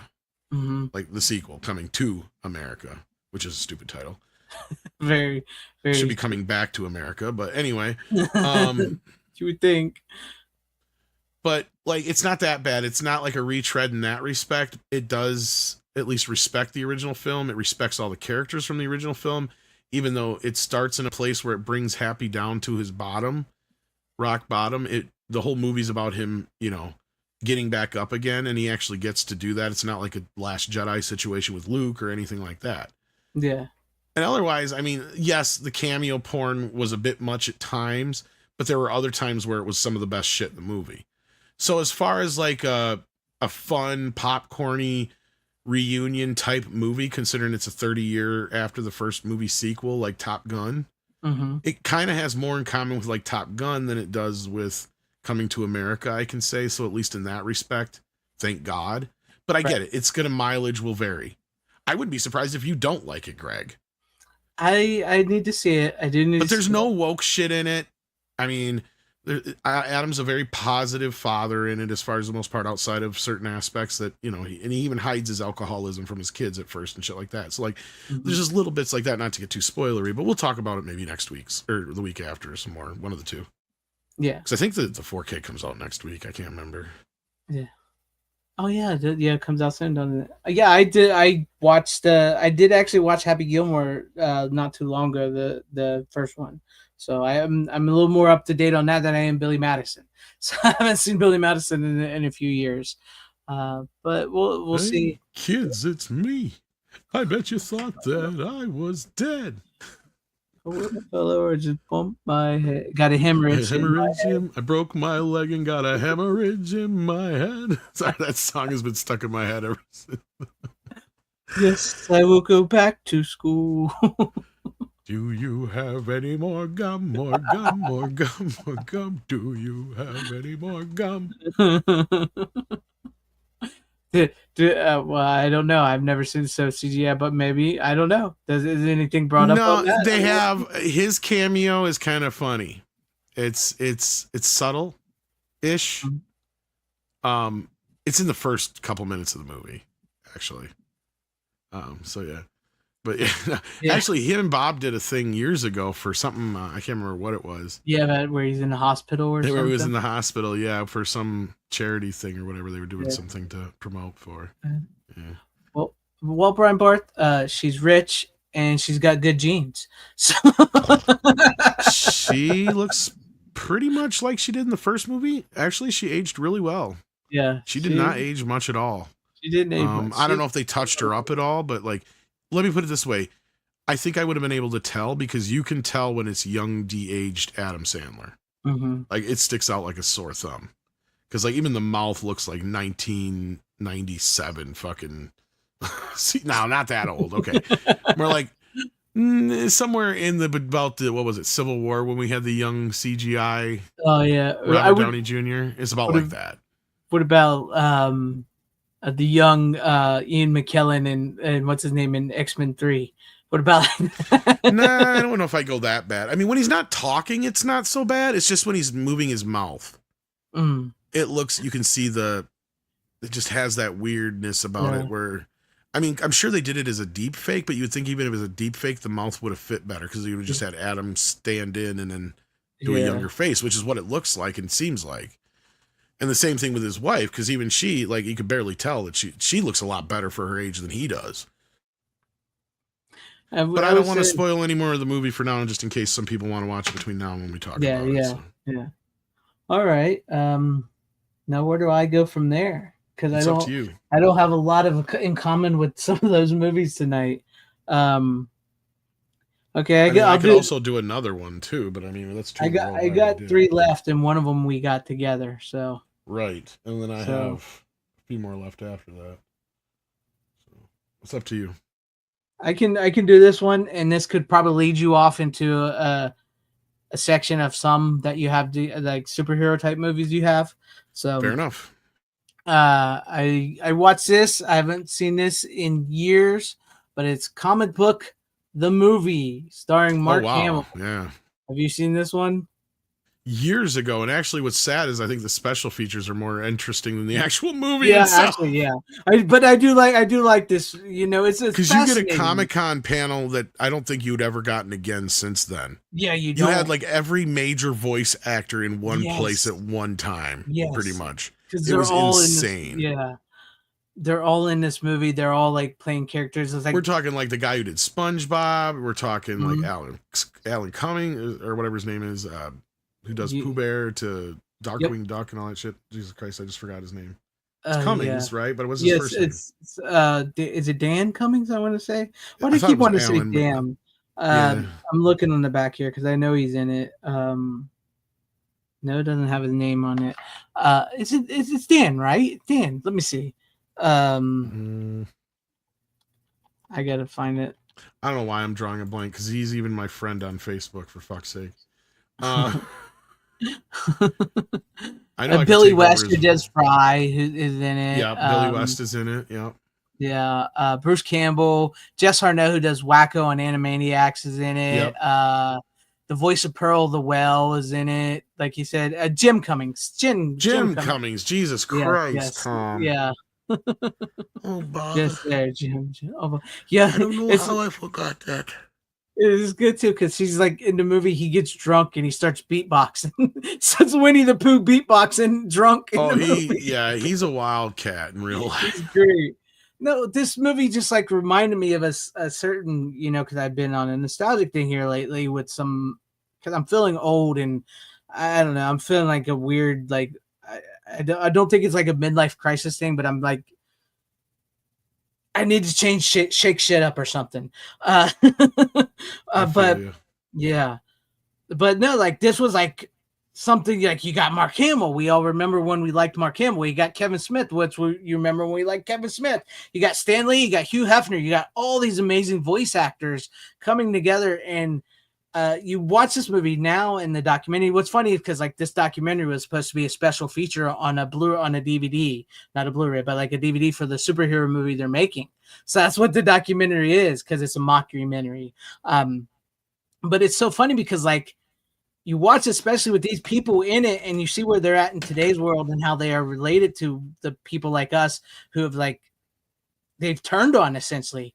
But like the movie is like Mark Hamill plays this high school teacher whose favorite character is Commander Courage, very similar to like Captain America and whatnot. And they're going to make a new version of it in Hollywood, a new big blockbuster movie because Spider-Man hit and you know everybody loves Spider-Man and all that, and they're going to call it Codename Courage, and it's going to be a much darker, grittier, you know, movie. Sound a little familiar, Tom? Darker, grittier. That doesn't really hold well to the comics.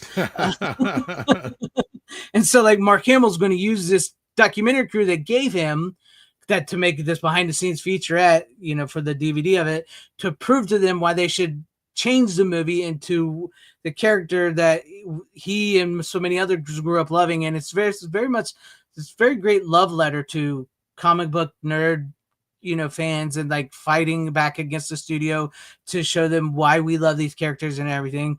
And then you think about these like Mark Hamill now with like Luke Skywalker, he did nothing to fight to help Luke Skywalker hardly, and like he's like turned on all these fans. And then like one thing I really found very interesting in this is Kevin Smith. He's legitimately become the character he's portraying himself to be in this movie. Yeah, it's kind of the same thing with Jay and Silent Bob reunion movie, whatever, reboot. Yeah, which I have not seen. I have not seen the reboot. But like he's like Mark Hamill's character interviews him like, and he's talking about the Superman script, you know, about how they wanted the giant mechanical spider at the end and everything. He's like, when I got that job, I was just playing it straight. I was playing like the New Jersey guy and everything. But now that I live out here in Hollywood, I get it. I get it now. I would do exactly what they tell me to do. I get it. You know, I'll do this and everything. And I'm thinking, you son of a bitch, that's exactly what you're doing now. You are exactly being this character you're portraying. Because at this time, he's supposed to be like a character of himself, and he's become that character of himself now. It's sad. It's really is sad to see like what him and Mark Hamill is becoming of this, and stuff like that. But like it's a fun movie. I enjoyed it. But you're not wrong with some of the special features being better than the actual documentary of the movie. So it's interesting. Because I also find it very interesting is that what they did with where this actually went, because like he created a fanzine of Commander Kurtz, and so this movie studio hired him to get the fans on their side, and he's going against them. Now we see today, like we'll see people who are hired today, they call shills, are hired by the studios to get them on side for their movies and stuff. So it's very fascinating to look at the nerd world and everything. I don't know if we'd ever get a Blu-ray of this because this was shot on early digital cameras from the 2000s. So I don't know if they'll ever upgrade this to Blu-ray, and it's a Miramax. So it just depends on if Paramount got this and they want to release it on Blu-ray. So you mean Mark Hamill worked with Harvey Weinstein? Naughty, naughty. Yes, he did. And some of like the male gaze that's in this movie that he focuses on with like the women in the cosplay at the con, because they actually filmed it 2002 San Diego Comic-Con, and like they go to the Playboy Mansion and talk to Hugh Hefner. They have Donna D'Errico in this movie who has done Playboy. She's like brought in to be this sexy character and stuff like that. I'm watching them, like I guarantee you Mark Hamill wouldn't do some of the shit he's doing with the women in this movie that he does in today. He wouldn't do that today at all. Guarantee it. Because he directed this as well.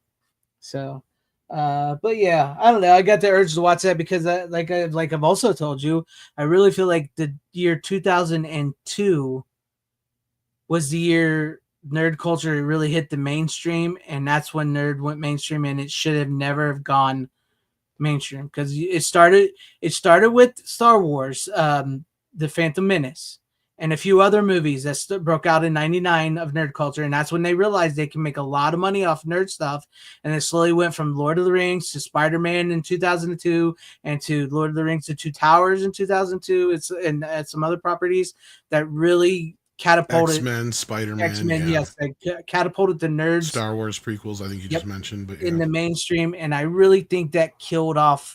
It got us to where we are today because, like, you're watching, it's almost like a full circle now, almost because, like, they're trying to change the characters, make them darker and grittier, and this and that, and then you're back to where they're trying to change the characters again, and it's weird. It's weird because Marvel initially bought back their characters and created like the MCU with Iron Man stuff to honor their characters, to be more comic book like, to respect them, and now Disney owns them and they don't give two shits, and they're making like the Silver Surfer a female and stuff like that. So it's a fascinating. It's funny you mentioned that. Yeah, I figured that's a good way to send it to you whenever you're ready. But yeah, I mean, if you've never seen it, I think it's a pretty funny documentary thing. Oh yeah, I love it, and I think I still have it. Yeah. But anyhow, yeah, since I watched the Fantastic Four, the new one, I decided to finish off my run of classic films with Fantastic Four from whatever '05, I think it was. Mm-hmm. Fucking sticker, goddamn Best Buy, I think it was. Fuck you, Best Buy. Yeah. And then Rise of the Silver Surfer is also in here. Kind of disappointing because I think I might have actually gotten rid of my original Fantastic Four DVD, and I never bought the extended cut. Oh, really? So this is not the extended cut with like 15 extra minutes of footage, nor does it have any special features whatsoever on the first one. Wow. The second one does, but that's because Blu-ray was already out by the time they did the second film. But yeah, so you just get the two movies as is. And yeah, the first one actually held up a lot better than I remember. No, I didn't rewatch Fan Four Stick. I thought about it, but I'm like, nah, I'd rather have a root canal than that. I've still never seen it, and I'm proud to say that. And yeah, sadly, I was reminded, or as I'm watching Silver Surfer, Rise of the Silver Surfer, which is not a very good movie, right? But the only good part about it is they handle the Silver Surfer very well. Yeah, right? they He do. looks great, They do. sounds great, with having Morbius do his voice. What's his name? Lawrence Fishburne. Yeah, Not Lawrence Alan Fishburne. Fishburne. Like, I want to name everybody, give different names tonight. I want to call everybody Dan Fishburne. Yeah, Lawrence Fishburne doing the voice and all that kind of business. Like, that kind of stuff worked, especially the stuff between him and Sue, and the climax outside of the fart cloud of Galactus and all that kind of stuff. Like, yeah, I mean, the swapping of the powers was a little weird, but I mean, other than that, it was fun, it was goofy, it was cheesy. But then I see the new Fantastic Four, and is it the same, concept because it's ripped from the same story, but there's even similar scenes in the movie, and I'm like, how is nobody noticing this? And to me, it's like, this to me feels like when they redid Dark Phoenix all over again. It's like, what is the fucking point at this point? Yeah. How many times are we going to redo this story? We got fortunate that it's not another, reboot-quel or whatever, to where it's a start all over thing.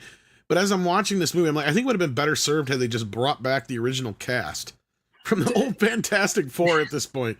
Because, like, and it doesn't even have to be the same universe, right? You can just say it's a different universe, same characters, because they look the same. You've already established Johnny Storm in fucking Deadpool and Wolverine.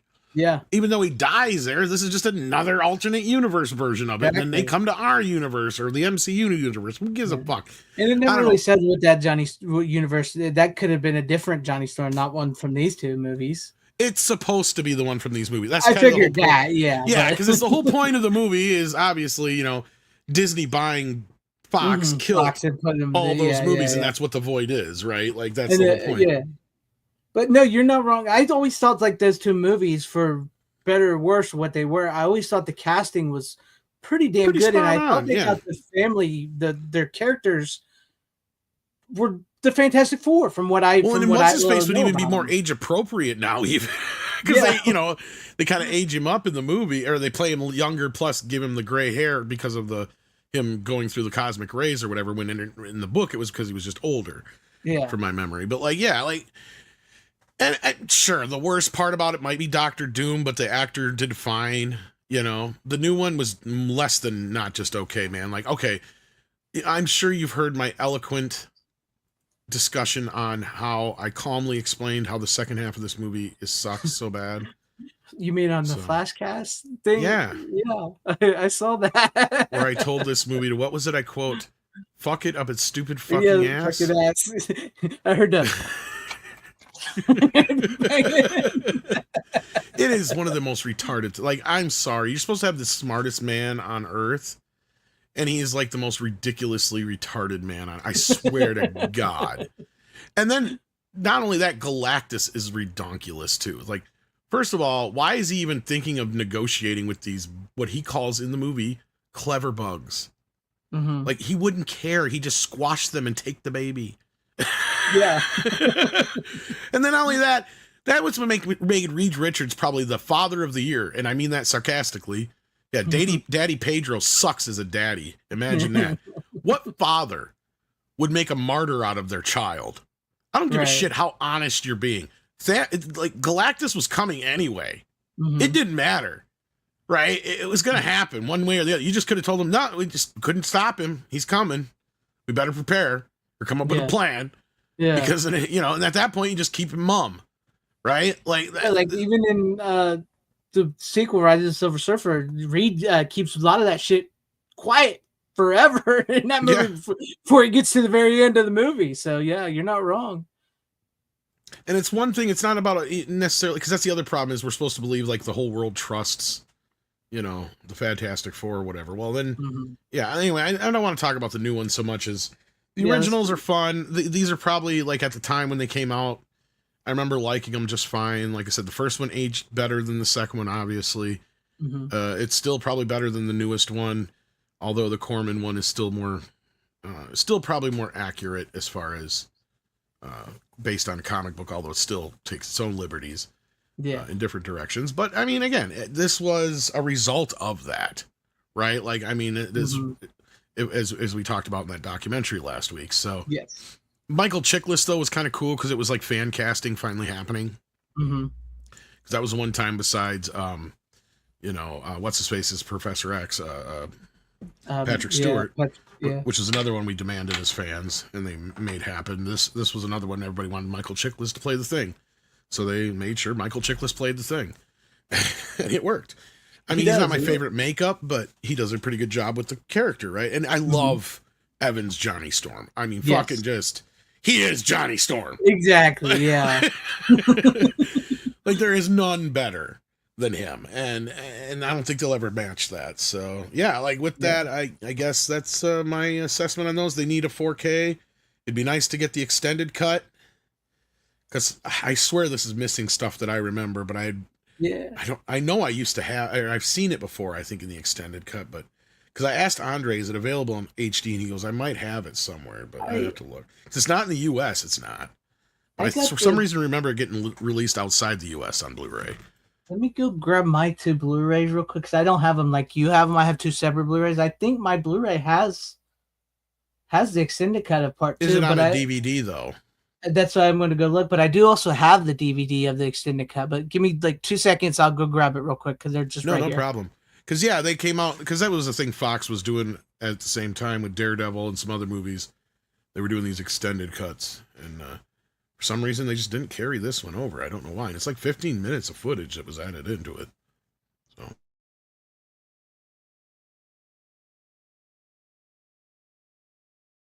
And yeah, Boba Fett, that first disc of the first movie, he says, they dropped the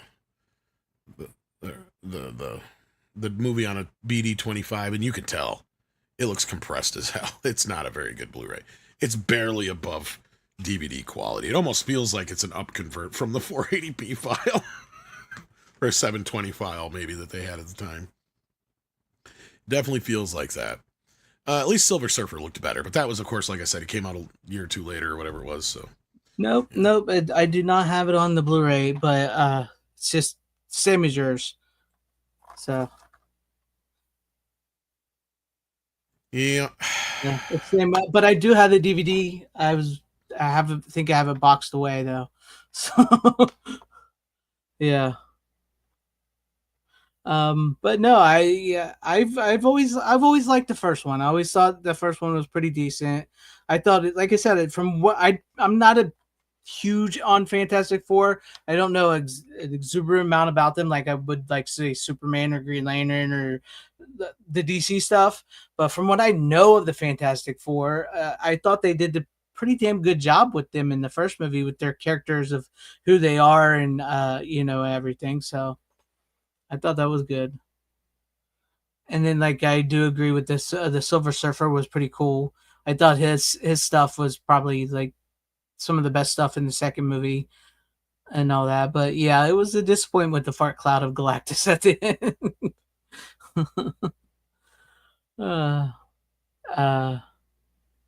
05. Yeah, the 5 ain't bad. Like I said, it ain't bad. Let's see. So funny. That's all I got to say about that's all you got to say about that. Yeah, I think Dr. Doom was probably I kind of wish they wouldn't have brought him back for the second movie, to be honest. He's actually kind of improved in the second movie, if you think about it. Yeah, that's because he kind of comes back with just this pure, like, I'm going to get this fucking Silver Surfer guy's power and use it to my advantage kind of thing, and tricks the Fantastic Four. That's a very Dr. Doom comic booky thing to do. It is. That's what I'm saying is like, because you think about it, it's like, you can't get that stuff in the second movie without having the first movie, but in the first movie, he's not that good. No, it's kind of a weak sauce. Yeah. But in the second movie, he is much more Dr. Doom. So it's a thing. It's a, what do you call it?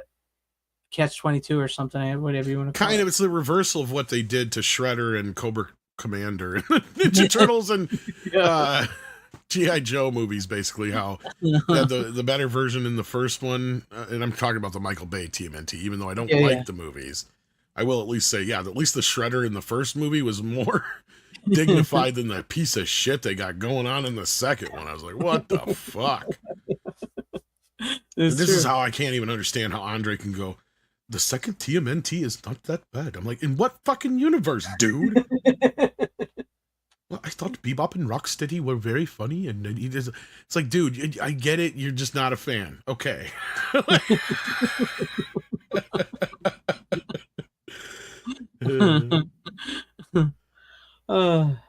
All right. Well, let's see. How many more do you have left? I have 4, counting the one that we have together. I have 2. So you want to do your one, and then we'll do our one. Then I do one, then we do our one together, and then we'll do left. that. Oh, Yeah. okay. So, all right. This one was kind of just a thing I had because he passed away, and so I watched some Hulk Hogan, the Ultimate Anthology set of Hulk Hogan. It's basically just his matches. I could have watched some of his movies. Oh, that's kind of cool. I didn't know they ever did that.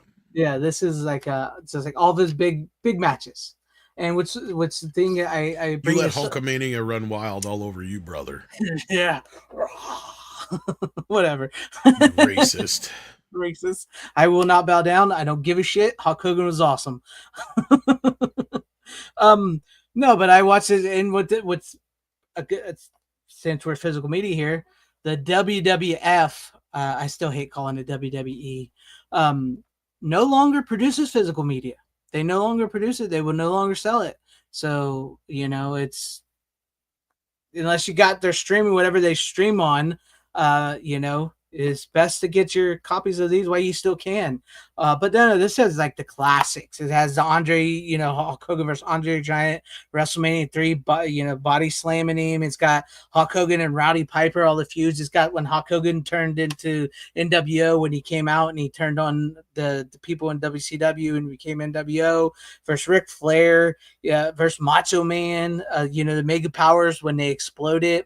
Hulk Hogan versus The Rock at WrestleMania 18, which was like one of his last great matches he has. It's got his Hall of Fame induction in the WWE. So it's got some great stuff I was watching. I was just, because most of you, I would assume like most of you, this is where I knew him first. I remember growing up as a kid and watching Hulk Hogan in the WWF wrestling. Him and Macho Man and Rowdy Piper and all them. And then I remember in the NWO, and then I kind of fell off once it got into past like the 2000s. And just, it's wrestling. It's just not for me anymore. But no, I was watching that, and I did have an Aussie thing last week, just so you guys know. I did have it, but I didn't. It was the CD I brought on last week, but I don't know if I showed that off or not. Who would have thought that like the World Wildlife Foundation was going to beat the WWF and make them change their name to the WWE? I can't believe they lost that. I still can't believe it to this day. It's so dumb. Because if there was ever a case for use it or you lose it, right? Like, honestly, I don't even see how you can even fucking copyright like initials anyway. But that being said, the only reason they won the case from my memory, and somebody correct me if I'm wrong, is because they just happened to have copyrighted WWF at one point and somebody finally realized it. Mm-hmm. But at that point, it's like, tough titty? Because you haven't done anything with it till now? Mm-hmm. Like, nobody associates WWF with the World Wildlife Federations. And No, now they that don't. you do that, all you're going to do is confuse people. Yeah. And to this day, I still don't call it WWE. I don't. Yeah, I never have. I never will. To me, it's WWF. It always has been, always will be. I don't give a shit what they call it. It's true. And some of the worst parts about that, speaking of which, in this is like the old matches that has the WWF logo on them. Like they had a certain amount of time where they were not allowed to show the WWF logo. So like they're blurred out on certain ones. Like the stuff, if they release it, if they release it now, which they don't release physical media anymore, they can show the logo. But like some of the earlier DVDs and stuff after that is like they had to blur out the WWF logo on the ring post and at the bottom of the thing. So like if you have the old VHS tapes, you're good to go. They have the WWF logos. But if you have some of the earlier DVDs after they lost the case, which I think most of the stuff on here you can still see. But like if you have some of the earlier DVDs when they were like the greatest WrestleMania moments and stuff, or all the WrestleManias they put on, I believe they put on DVD, like up until they became WWE, the WWF logo is blurred out. which is kind of shitty. So, but what could you do at that point? And to this day, nobody calls the World Wildlife Federation the WWF. No, nobody calls Maybe people who work there or whatever you want to call it, but like other than that, who fucking calls it that? Nobody. Yeah, that's true. It's like, who could have thought Vince McMahon, all the shit he's gotten away with, he couldn't keep the WWF? Yeah. Yeah, of all things, he couldn't grease those wheels. He could not keep. It's insane to me. It's insane to me. Yeah, but No Holds Barred is great. I have that. Suburban Commando, Mr. Nanny. I've never actually seen Santa with Muscles. That was past my, I don't even know. I think that came out like late 2000s, so I was pretty much past that by then. But yeah, those were good movies, a good time. It was fun. It's kind of fun to rewatch those old wrestling moments from when you were a kid and remembering how excited and how much larger than life they were at the time. And now it's kind of cartoony, but like there was a moment in time when you were like, this was a real life superhero and you were seeing him pick up this giant man and slam him, or like, it's just, I don't know. There was just something special about it back in the day that we've lost. I think it's lost nowadays. So yeah. But no, if you guys can get your hands on it, I'd recommend it. It's pretty cool collection of his greatest matches. I mean, it's 4 discs. The man was started in what's the years it starts? It starts in 1980 and goes to 2005. So that's how long that was. I believe that like his last WWF appearance was in 2005. So yeah, go figure. It was fun times. It was a good time to relive that. And I remember thinking, when they did the NWO, I don't know if you ever got into the NWO stuff, but it was pretty cool in the beginning with the NWO, and then it just kind of wore on too long. So, but it's cool. Anyways, that's it. That was my last one before the one we have together. So if you want to do the one we have together or one of your picks, it's up to you. Yeah, let's might as well. Yeah, being cartoon. Yeah, what's the fun of it? So, but yeah, did you get this Still book? I did.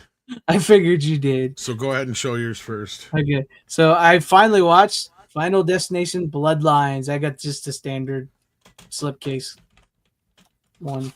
So and then Tom, what's yours look like? All right. Not bad actually. It's a little pricey though, like $41. I think. Yeah, that's why I didn't buy that one. I didn't have the money. And the back is kind of lame. It's just red. Just blank? Yeah, whatever. And I'm assuming this is the same as your back. What it looked like. Yeah. Yeah. Then on the inside, it's kind of would have been nice had they had, what's his face on the back here or something. Yeah, that would have been nice. Tony Todd. Tony Todd, yes, thank you. But yeah, so what did you think? I did like it. Runner, I would not say it's the best in the franchise. It's a good one. It surprised me. I actually did like it.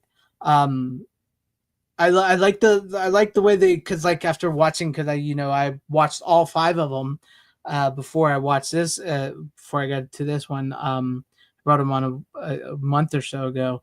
I thought they ended in a nice little circle. A nice little circle with the way they end. And then I was thinking how they're going to do this. And they have a nice little, I like the way they do the opening because it starts in the past. And you see this, which is like, I believe it's their longest opening death sequence that they have. So like it shows, and the sequence is actually pretty damn cool. It's pretty interesting how they do it. And then like, and it's funny because it never actually happened. That's the other thing. No, it actually so this is the first time, but she saved them. She saved the people, right? Yeah, like yes, so like yeah, that's true. Yes, but I mean, so we didn't get to actually see the moment when she saved people, though, is what I was. Yeah. No, we did. They flash back to it? I'm trying to remember. Back to where that's what I thought. You're right. Yeah. It's been like 2 weeks almost, or a week and a half since I watched this. Sorry. Her granddaughter sees it, which I thought was pretty clever because usually it's the person.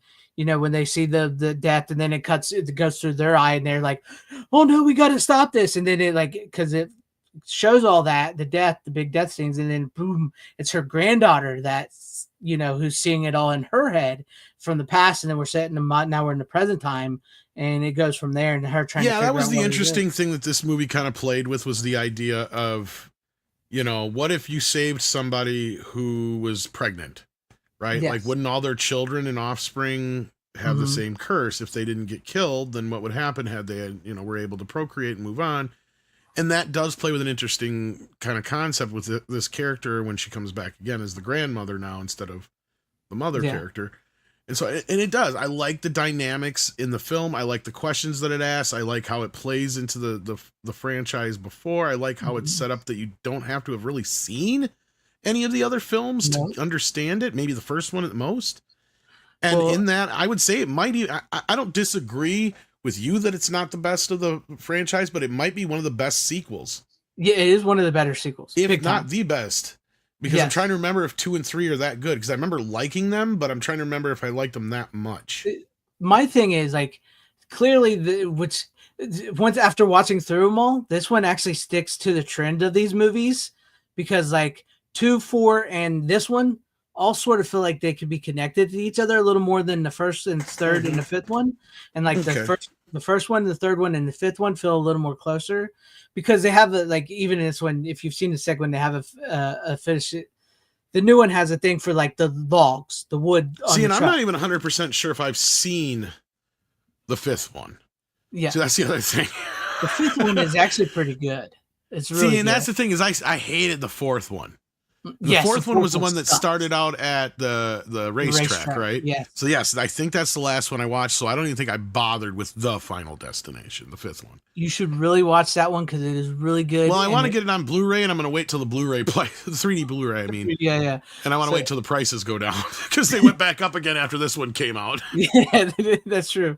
But no, if you've not seen the fifth one, you should definitely watch that one because it ties it into a nice little circle of movies. Well, I thought this one did a pretty good job of that too, in a way. Exactly, because this one really feels like, you know, when you're reading chapters of a book and you're like, man, that was a really good book, and that was the end. Oh wait, there's an appendium, and this is the appendium because this pretty much explains to you how all those people, why they were all killed from part 1 to part 5, because they're the family of the people that she all saved in the beginning of this movie. So. Yeah, and then Tony Todd's connection and all that business, and it's a nice little wrap up with him, and so in that case, it's a nice bookend. Even though I'm sure they'll make another one, considering. Oh yeah, guaranteed because it's the most successful. My understanding is both 4 and 5 are in 3D. Yeah. So I have part 4 in the 4-pack of the original films, but I don't have part 5. So originally I was looking up part 4 and 5 on 3D, and the prices were pretty good actually for a while until this movie came out. Yeah, now they got one with all 6 of them in a Blu-ray set too. But for some reason, then the Blu-ray prices have skyrocketed, especially for one of them. I can't remember which one. I think it's the 5th one, because maybe it was when they produced less 3D Blu-rays. So it's just harder to get your hands on. So that one's like twice as much as the 4th one, I guess, or maybe it's just because it is a better film. It could be that too. Yeah, I don't know. But normally 3D Blu-rays aren't worth that much. These are some that are fairly sought after, so I can imagine they're probably pretty good. And although I hated the 4th movie, there was some stuff in it when I remember seeing it. I'm like, God, it would have been cool to see this in 3D. Yeah. So yeah. The 5th one, it would be kind of interesting because the CGI stuff in 4 was really bad, but the 5th one is pretty good. And so I mean, and what's weird is I swear the 3rd one was in 3D. For some fucking reason, and they never re-released it that way. They never put it on disc that way. Because I swear it came out around the same time as Spy Kids 3D. It was when we kind of had a little boost, and then they backed off again, and then it came back with a vengeance with Avatar and stuff, right? Like, I could be wrong. Somebody please correct me if I'm wrong, but I could have swore the one with the roller coaster was originally in 3D in theaters, but maybe, okay. Boba Fett. But that's what I was saying. I thought it was one of those rare ones we did get, because we did get them from time to time, Boba Fett. Because even Spy Kids 3D does predate the craze. People forget that. And I swear it was around that same time, so I thought maybe it was in the early days of IMAX starting to show movies or something like that. I can't remember now, but yeah. I could be completely fucking wrong, but there was just this memory stuck in my head because I remember when it came out on disc, I was wondering if they were going to do. Because I remember Spy Kids, because I worked at Movie Gallery at the time it came out. Spy Kids 3D, I remember came out and it had the glasses. So I was like, oh, I wonder if that Final Destination movie is going to come out in 3D, and it came out, and I'm like, oh, it's not. it kind of tricked me at first too, because the way the cover looks, it has that blue red and like fucking it's a filter to it. with the thing. Yeah, so I was like, oh, maybe it is in 3D, and then I remember opening it, and I'm like, no, it's just the standard. I'm like, fuck. Yeah. Excuse me, but no, this one is really, really good. The only two... Superman Returns had a sequence in 3D IMAX. Exactly, I remember that. Yes. So maybe I was wrong. I don't know, but I could have swore they did, but I don't know. Maybe I'm remembering wrong, or maybe it was just kind of a rare thing that if you had to looking for it and find it, I don't know. And and usually the third one tends to be a 3D movie, sometimes in horror franchises and stuff like that. Yeah.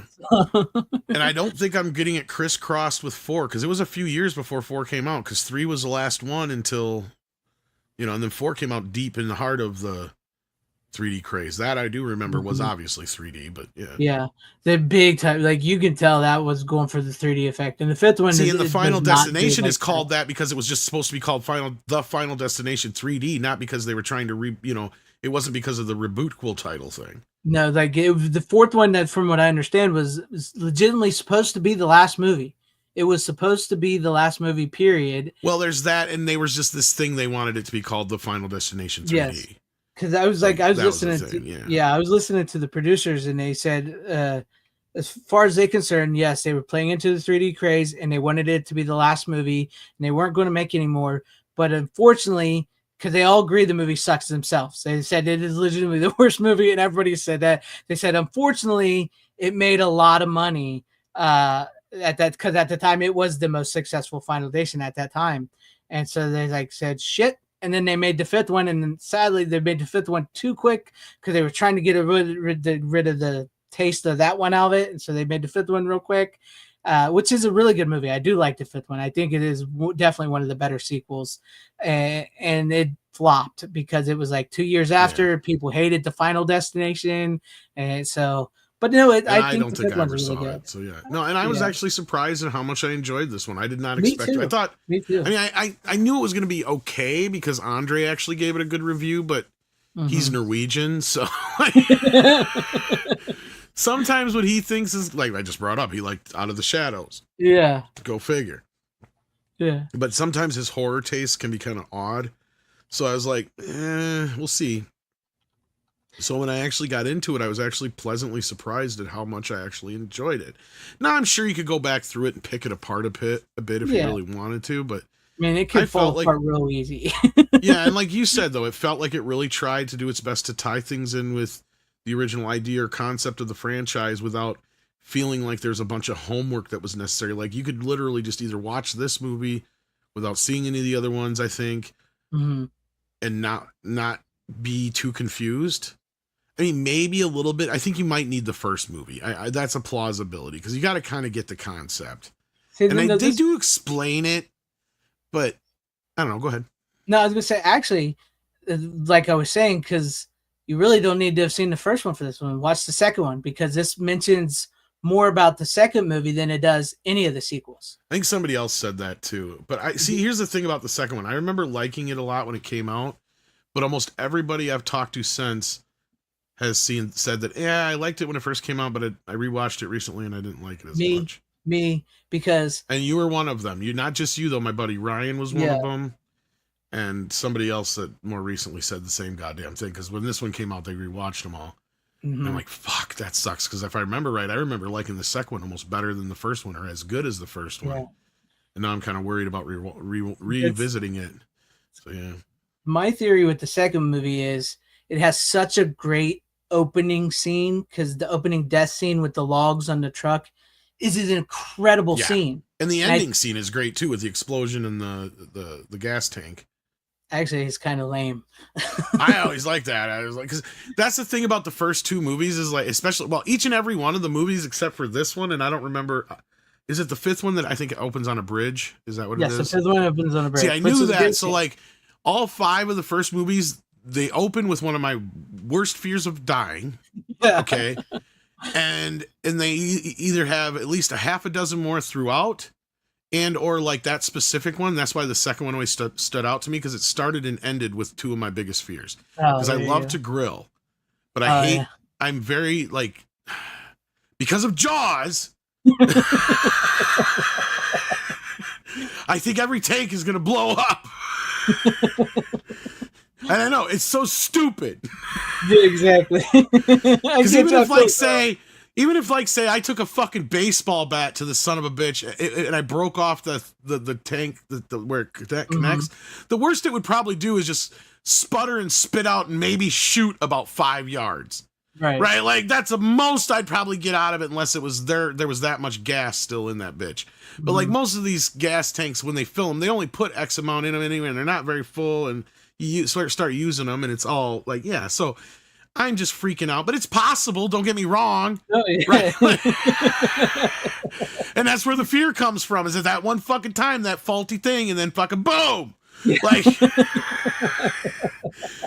The lawnmower death in this one was pretty fucking. Oh yeah, that was fucking insane. Like you're waiting for it to happen with the glass and everything, and all of a sudden. This movie did a great job with the fake outs, because that's something the sequels kind of started getting old with. You're like, okay, are we going to get to the actual death here? Or are we going to keep doing these fake outs? Yes. Because that's just as bad as a jump scare in a normal horror movie to me. This is exactly what I'm talking about. This one pays those off in spades each time, because you're set up and you're set up and you're set up, and then all of a sudden, fuck, and you don't see it coming from out.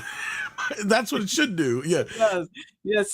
That's what I'm talking about with part 2, because I don't think people have really fully watched part 2 in a long time, because yes, the opening scene is incredible with the log scene, but after that, it's fucking pointless, generic characters who are stupid as shit. They're really dumb. And like in some cases, they themselves cause the death when they could easily stop the death. And like in this one, it really doesn't. This is probably one of the better, like to go with the Runner and them, is one of the better, and you is like, this is one of the better ways of like how death sets up the traps and you're waiting to see what happens. Like even right to the point where like she's talking to her one cousin. He's and like, the twists work. Sorry, you were going to say something else. Go ahead. Sorry. Yeah. The twists, but it's like when she's talking to her cousin, it's like, no, don't you know that guy could blow this leaf over here and knock over this and knock over that, and then you go into this and you get killed. And then like it doesn't happen, and then it does happen to the cousin, the girl. I laughed so fucking hard at that. That's the one thing. If you'd have watched me watching this movie, you'd have thought I was a fucking psycho. You'd have thought I was because I am laughing at this movie like it's fucking Happy Gilmore. Right? Me too. Because I'm like, wait. And I was predicting each and every one of them, but it was fun, right? It's like, because you can't exactly guess how it's going to go. It's like, oh, they're not going to die, but that next person is. They're going to get it. They're going to get it. That's the one. And then sure as shit, she gets knocked into the fucking thing, and I'm sitting here going, yeah. When it smushes me, oh god, that and when gross. That fucking kid got it too. Oh god, yes. Oh yes. And the penny. I love the penny. Yes, I love. And here's the thing they miss. This is my one issue with the movie. There was a simple fix to this, and it's like this was almost meant to be that way, but it kind of like got lost in the shuffle somehow. That fucking penny. All she had to do was go put the penny back in the pot, in the thing, and everything would have been set right. I think, if they had just figured that out, because that fucking penny is what set the bad luck in motion. Because the question is, why does death pick who it picks? Mm-hmm. Well, it has to have a reason. Well, if you do something like break a mirror, that would be considered bad luck. Like the guard says, you don't take, pennies or quarters or money from a wishing well. It's bad luck, right? Mm-hmm. So pretty much anything that would be bad luck is going to bring death to your door, right? Like that's kind of and I love that they're kind of adding another layer to that. And then I love when we get to the, and this is going to be spoilers, guys. So, and when you get to the Tony Todd scene, this is the best Tony Todd scene in any of these fucking movies. Everybody was right. I see why people were praising it. Because in part 2, 3, and 4, and whatever, I don't remember seeing him in 5. But he's just, the way they bring him in is so fucking convoluted every fucking time. It's like the first time makes sense, okay? Why is every other group of these kids going to keep coming back to him? Now it makes a little more sense because he's tied in so tightly with this. And I get it. It's a 6th movie in the franchise and you're bringing something new to the table. But duh, it makes fucking sense. No wonder he knows so much about this shit. He's been running from death his whole life to the point where he literally is in a job where he faces it head on constantly. Yeah. And his goodbye was brilliant. The whole scene, the way it was set up, the way everybody kind of comes together, and I said that right from the start. I said, "That's Tony Todd, that kid. Yes. That's Tony Todd. Yeah. I know it." Especially when you find out the other lady, when we meet the grandma and she's like, I'm dying of cancer anyway. I'm like, that's it. That was him as a kid. And I knew it then. I'm like, because they're gonna play that into the story. He's dying anyway. Because death caught up with him one way or another. So yeah. Which was great. And his final line in that he said in the movie was all him. They didn't write that when he talks about, and you feel it. It makes you choke up a little bit. It does. It's great. Which is like, in one way, I'm glad they finally explained it, but in another way, it's a bit confusing with part 3. Because like you said, like his cameo in part 2 is pointless. It makes absolutely no sense in part 2. But in part 3 might be better if I remember right. Yeah. He's not in the movie. It's just his voice. Like before they get on the roller coaster, he's the guy announcing them to get on the roller coaster. Then also at the end of the movie, he's the voice of the guy on the subway train telling people to get on and off. So and maybe I just subconsciously, because here's the thing, I got to rewatch the movies again because I've seen the first one a dozen times. Yeah, second and third one and fourth one I've only seen like once. Maybe the second one I've seen maybe twice. But like, that's the thing, I got to rewatch them because I also remember after getting done watching the third one, because I didn't watch the third one until a couple of years after it came out. I might have watched it when 4 came out. Right. Because I just didn't really want to watch it for some reason. There was something about it that I didn't want to. Maybe it was because of the roller coaster thing. And I'm not even that scared of roller coaster. Of all the deaths I'm scared of, that's probably the least because, a lot of shit's got to go wrong for that. Right. Like the obvious one being and this is one I think is everybody's, is either the airplane, which is the obvious one, or the fucking tractor trailer. Nobody I've ever met in my life wants to drive behind a tractor trailer, especially after seeing Final Destination 2. Ain't no fucking body. Like that's somebody who, like, I guarantee you see those loggers on the fucking road now and everybody just clears the fuck out of their way. That's or what they got those big metal tubes. Yes. Sorry, what were you saying? No, I just said that's what everybody remembers about part 2 because that scene is so handled so well, where like it is legitimately scary shit. So now the people try to avoid that, like you were saying. I don't know. The trailer just looked dumb to me for some reason for part 3, and it just totally like whatever. And I could have watched it for free, right? Like I said, I worked at Movie Gallery when that movie came out. We had 50 fucking copies of the bastard. Yeah. Like, just never got around to it, just didn't bother. And then I watched it when I think the new one came out at that time, part 4, and I ended up loving it. I'm like, God, why didn't I watch this then? So you might be right that the third one might even be better than the second one. The third one is better than the second one. Yeah, it feels like if I watch it now, I probably would agree with you. Yeah, and speaking of which, I just seen Corley and Rogue talk about and I remember, because aren't the characters in part 3 a lot more clever than they are? Like, that was the one thing I do remember hating about part 2. In part 2, really, what elevates part 2 is when they bring back Allie Larder into the story and stuff like that. And then they completely ruin her character. Oh, yeah. I don't remember, so long ago now.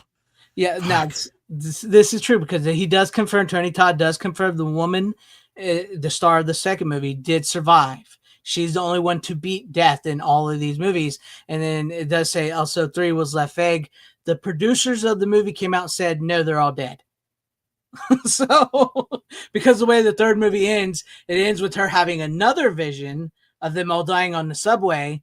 And then right before it cuts to the credits, the accident starts happening. So that's how the third movie ends. Spoilers for anybody who's seen it. And then the producers of the film, after this came out, because they did this sit-down conversation where they talked about all the films, said they confirmed that they all died at the end of the third movie. So there's only one movie where the characters survived, and that's the second movie. Which kind of sucks because the second movie really isn't that good once you actually watch it. Which one was the one, because they refer to a bunch of stuff from the other movies, which one was the one where if you kill somebody, you can trade a life? That's the fifth movie. That's why I don't remember that. So that's what I was trying to remember. I'm like, I don't remember that, so that must have been one in the one I didn't watch. Because I remember that if you flatline and come back, that's supposed to be a thing. But then I love how that played into this. And the other bit that I thought was clever as fuck. See, that's what I'm saying. The twists paid off. It does. The setups pay off. And this is, it doesn't have to be fucking superb, right? Like, this is where horror shines best, is that you give the audience what they want, but also lift their what's the word I'm looking for? Go above their expectations. And that's what this movie did for me. I expected it to just be a typical fucking Final Destination movie. And what it did is it went out of its way to try and do better, for lack of a better term, than any other sequel being a 6th fucking sequel in a franchise has the right to be. It feels very fresh. Very fresh. Yes. Yes. I was, like I said, I could just watch this feels almost like there was no other films in between all these years, right? Although this movie does tie into those, it doesn't matter. It's that good. It feels like, you know, these guys are still firing on all cylinders, because this concept, as good as it is, shouldn't keep going and going and going. You should get tired of it after a while, because it's like, yeah, I mean, okay, how many other goofy, fucked up ways can we come up with? But they managed to do it, and that's part of what helps it feel fresh, I guess. And I think I said that in my review for it on Critic List, because instead of the movie relying on a hockey masked killer or what have you looking for revenge, it's just death, doing what death does. Yeah. Right. And the fact that it doesn't have it doesn't have a machete or a chainsaw as its typical thing, and trying to find whatever random thing it can find around the house, like most of horror films do. It comes up with these elaborate ways of these really weird deaths. And what should be clever is, I wonder if these guys actually seek these things out and find these strange deaths. I wonder if they actually do. Because there's some of these... I see them all the time on X and other places where it's like, shit, that's stuff you'd see on Final Destination. Yeah. I would assume they probably... And we just had one, right? Oh, did you hear about that? Yeah. I'm trying to think about it, but I know the guy in the what do you call it? The MRI machine. Yeah, which is also like in this too. One of the best fucking scenes. Yeah. And I saw it coming, like, oh shit, this is it, yes. And I called that bitch too. And that's the beauty of it, is I called it, but I still it delivered. It delivered, even though I expected it, and I kind of called it. It wasn't like I Know What You Did Last Summer, because I Know What You Did Last Summer felt annoying. Right, because you're right. Like, it feels like in that movie, the movie is treating the audience stupid. Yeah. In this movie, it's playing with the audience. And not only is it playing with the audience, sometimes it's going to give you the answer and let you play. It's like a video game almost. Yeah. It gives you enough to keep you going, and it doesn't agitate you. It keeps you kind of like, I mean, even though there's spots where normally a video game could agitate you, right? But it's that addictive quality to a video game, right? Like, that's the aspect of it. You're having fun with it. You're playing along with it. You're enjoying the game. And that's kind of what it felt like as this movie was going along and farther and farther. I got to the point, I was laughing my ass off. Yeah. Fucking, I mean, at one point I damn near threw my popcorn off my lap. I was laughing at this just as hard as I would a comedy, because it was just so out there and outrageous and fun. And even though there's a lot of serious elements to the movie, it still doesn't take itself too seriously. It's more melodramatic in that respect, if that makes sense.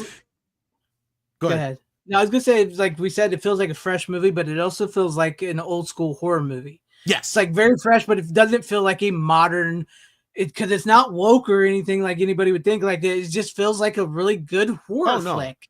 Just the only woke thing is, like, I was kind of trying to figure out the chick, because her dad is clearly Chinese, and her brother looks half Chinese. Yeah. But she don't look remotely Chinese. Well, their mom was white, so.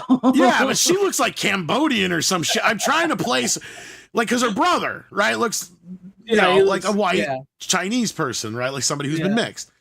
And I'm not trying to nitpick at this, but this is what you get with this woke casting shit, guys. If you're going to fucking do it right. Like, and I'm staring at this girl going, wait, so this whole movie, I'm like, is that even her? Because her dad doesn't matter. Because, like, I'm sitting here going, well, the dad doesn't matter. He's not, because I figured out what was happening pretty quick. Even though I was kind of a step ahead of the movie, I didn't hate it, because it was playing out in a way that, like, if I directed this movie, this is how it would have fucking turned out, probably. Yeah, The only thing that would have been different is they would have ended it by putting that fucking penny back, because you'd have had the third act going, where's the penny? Because, like, as soon as the penny fell out, I'm like, how can you not? Well, then they paid it off a different way, but I'm like, I thought that was going to be the crutch of the third act, is they got to find that fucking penny. Right. Which is, speaking of the penny, because now they have officially, with this movie, this officially closes all the original Final Destination. 1, 2, 3, 4, 5, 6. That's it. It's over. They have closed. Everybody that was supposed to die from death is dead, except for the one chick from part 2, because she managed to cheat death. Now, with the penny rolling off, spoilers, that can move on to, like, because they're going to do another one, that can move on to a whole new setup of you can use that later. Yeah, I was thinking Yeah. the same thing. I was like, okay, so they can just bring that back again later. I see maybe why they didn't want to tie that up right away. Yeah. But I mean, that's ways you can also set other ones in motion in the future. And I liked that because it added that extra layer. Because in the first movie, the second movie, there's no reason for it. It just happens at random. Right? Well, this actually gives you a fucking reason why it happens. When that kid takes that fucking thing. Takes a damn penny. Which would cause the death of hundreds of people. And since the grandmother saves those hundreds of people, they went on and had kids who had kids. And that's why you get the Final Destination 1, 2, 3, 4, 5, because they're the families of the people that she saved that night in the 60s or the 50s. Can't remember what it was. Early 60s, I think it was. Yeah, early 60s. Yeah. So like that's why death was coming from. They did a great job in that scene too, because that's one thing I have a big problem with a lot of modern films, especially the girl they had playing the grandmother as a younger character.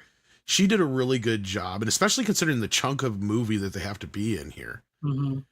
And because it's so tough, and I think we talked about this when we talked about Pet Sematary, because when that new Pet Sematary movie, because my biggest problem with that movie is all the women in that feel too modern. They don't feel like they're coming from that time period. Men seem to be able to find that groove, but women can't. They come off as too fucking modern all the time in every movie. There's a few exceptions, don't get me wrong, and this is one of those exceptions. This girl felt like somebody straight out of that era. Her husband did too.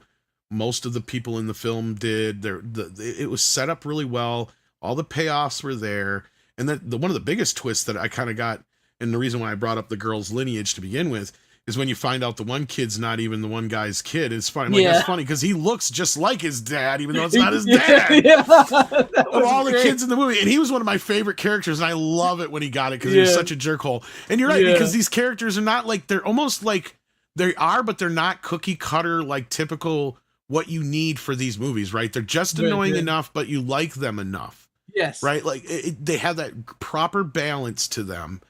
Give you the right type of horror characters where you're like, I want this person to survive, but I also want to see him dead.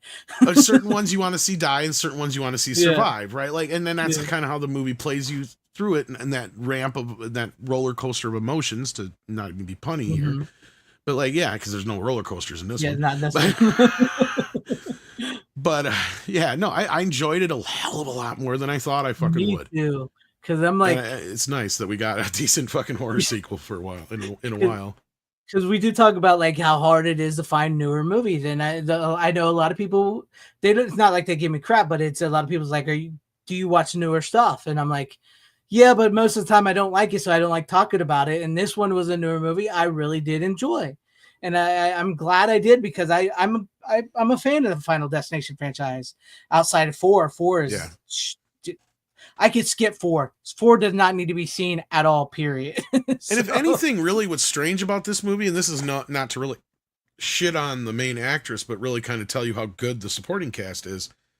Honestly, the main actress is probably one of my least favorite in the cast.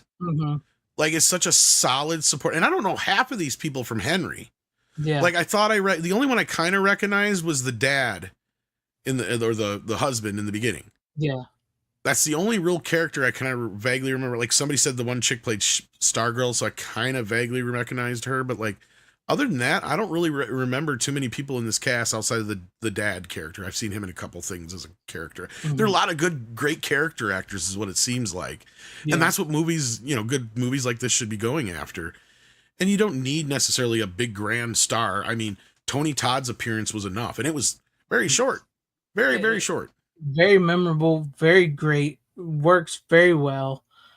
I mean, that's a scene that's going to hold up for horror fans for years, I think. I love the grandmother character on both ends too. That was the beauty of it. Yeah, was you got the younger version that was really good and played well by the actress, and then you have the older version, which is a good compliment to her and her whole thing, and that whole bit when she decides to, Yeah, she's like, well, seeing is believing. I got cancer, so she knows at any second death's gonna take her out. Yeah, and I love when they try to go back and they realize the cabin isn't safe again. Like, it's too late. Death's penetrated that bitch. Yeah, that is something you could nitpick about, because you think about the cabin. It's like it's a death trap from the beginning. The way, but she had it initially set up for her, right? Like that's the whole thing. She managed to keep. She couldn't keep death out per se, but it was set up in a way that she knew how she could regulate death, right? Yes, exactly. And she knew the telltale signs to look for. But then once she was gone, it doesn't matter. Then the place is a death trap, like you just said, because you don't know the ins and outs. Yeah. And Tony Todd helped her set it up as well. So like he knew, so like they were both pretty much gone. So like this family really had no chance whatsoever. Right. It's such a good, it is. It's just like I don't know, man. It was really good. It would definitely, it's going to be hard because I really love the first movie. And maybe I'm a little, because like that's the first one we saw. I know we were teenagers, so that's the one that sticks with us. But this is such definitely a fresh concept, right? Yeah. Like, I mean, and that's why I'm glad it never made it as an X-Files story where we never got a whole franchise of films that got us out of the Scream era, for better or worse, right? Because I mean, we brought that up a million times since we've talked about Scream, and this was in my opinion, the franchise that got us out of that. Right, that reminded us, oh yeah, horror movie, you can do a lot more than just the fucking killer chasing the chick up the stairs with big tits. And the like, one character who knows everything's going to happen. You can have a bunch of people with big tits dying. Yes. Of weird things. Like the tits aren't the problem, okay? That's what we're saying. That is the one thing you do notice in these movies as they go on, is because not in the first movie, but in the second movie, in the third movie, in the fourth movie, there is tits. They show tits. But as these movies go on, you can tell what era of time you're living in, especially with the two ones. That's gone from the movie. Well, and it was really cool because they were really like New Line had been milking this, or not nursing this idea for years, I guess, is my understanding. Because initially they thought, okay, this is going to be the thing to help take us over from Freddy. And I think the initial idea actually had a concept of having death as an actual character appear at some point, if I'm not mistaken. I could be wrong. Correct me if I'm wrong in the chat. But that, of course, got tossed out pretty damn quick. Yeah. And the way the movie was sold to us, of course, was kind of a Scream-like movie. And I remember going to see it in theaters kind of reluctantly, but not overtly reluctantly. Like, at least this one, I was like, I kind of remember from the trailers going, yeah, this one might be interesting. But then the movie blew me away at how good it actually was. And you could tell it had some pedigree behind it in the writing. And there was a thought out concept, very, very original. Although there's been several films like this whole idea of, death is going to come for you one way or another. Like if you fuck something up, right? Like, and it is kind of a time travel-y kind of concept mixed into it a little bit, with the psychic nature to it. Like, I mean, I get it. You can't quite say it's time travel per se, but the whole idea of, somebody says a premonition of a horrible death, freaks out or stops people from, succumbing to such death, but then it doesn't matter because, not only that, death's coming in that specific order. So yeah, and I think it would have been a decent X-Files episode. I just don't think it would have never been as fun. No, it would not, especially considering that it was supposed to be, Mulder and Scully investigating it, which over the people that survived the plane crash, they would have been no important and everything. But that's that's what I've really liked about 1, 3, 5, and now this one. And that's something I don't think 2 and 4 do very well, because like with 1, 3, 5, and this one is like, okay, they stopped the event, and then some of the people that do die did, because other than this one, like some people still do die, because they save a group of people and then some people die, but it allows them to deal with death and allow them to this situation where like, okay, so a traumatic event happened, we survived, it's been like a couple months later or something, and so they're dealing with this, and then death comes for them. And then like with part 2 and part 4 is like the person has the vision, they stop it, and then immediately death starts coming after them like the same day. And it just keeps going from there. Like with these movies, they allow you time to breathe, and then they allow you to figure it out. It allows the characters to figure out what's going on, and then they start killing people. So, because it allows you because it's death coming after you, so it allows them to deal with death in a sense. And that's something that really aggravated me about part 2 and part 4 is that it doesn't allow them to deal with death. It just wants to get to the killing. It just wants to get to the cool, like, hey, check this out. This person's going to die like this now. Which is like when you were talking about this one, I really liked how they did the death sequences is like with the girl going into the garbage can, and then with the MRI, and then the peanut butter, because like the whole like you're waiting to figure out what's going on. He's going to eat peanut butter. He's going to go to anaphylactic shock. What's going to happen and stuff. So I really loved how they proceeded with this movie, and I definitely would have to put this, like, my rankings are going to have to change because this is a really good Final Destination movie. So that's where I'm at with it.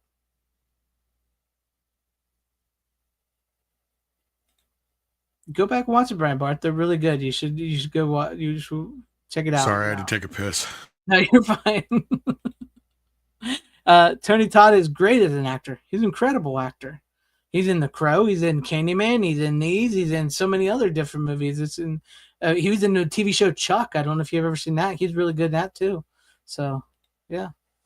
But anyways, I think we've talked about that a lot. Voice actor as well. Yeah. Yes, phenomenal. He's done so many incredible cartoon voices and superhero voices as well. But yeah, what do you want to finish it off? Because we've gone over 2 hours. I think this is the longest one we've talked about, longest movie we've talked about tonight. So yeah, I'm just curious where I should go from here. That's it. I'm done. So it's whatever you got. You got. Well, I'm just curious on the order. You know what? That's probably the better one to go off of it, but I'm going to save that one for last. And of course, I went and grabbed a banana real quick. So you're going to have to listen to me eat a banana while I talk about this. I bit it the long way. I revisited Westworld. Oh, nice. The Michael Crichton classic. Yep. And I didn't even think about it until I was watching this one this time. It's kind of funny that they start calling the movies Jurassic World, because now this almost works as kind of a prequel. No, you're not wrong. Westworld, yeah. Jurassic World, Future World. There you go. So what's this movie about? Well, it's not as crazy as the fucking HBO show from J.J. Abrams and Nolan's brother, but it's pretty much Jurassic Park with robots. Pretty much, basically. If you, it's where the Itchy and Scratchy episode, Itchy and Scratchy Land episode, is ripping off, even though people think it's ripping off like Jurassic Park. That's because they didn't remember Westworld, which is about 3 parks: Westworld, Roman World, and Medieval World.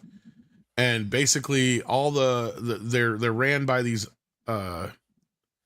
Well, they're ran by people, but I mean, the characters in the world are robots, right? Yeah. So they're robots that kind of have an AI system to them, so they can react in real time, and you can fuck them, you can kill them, you can do just about anything you want with them.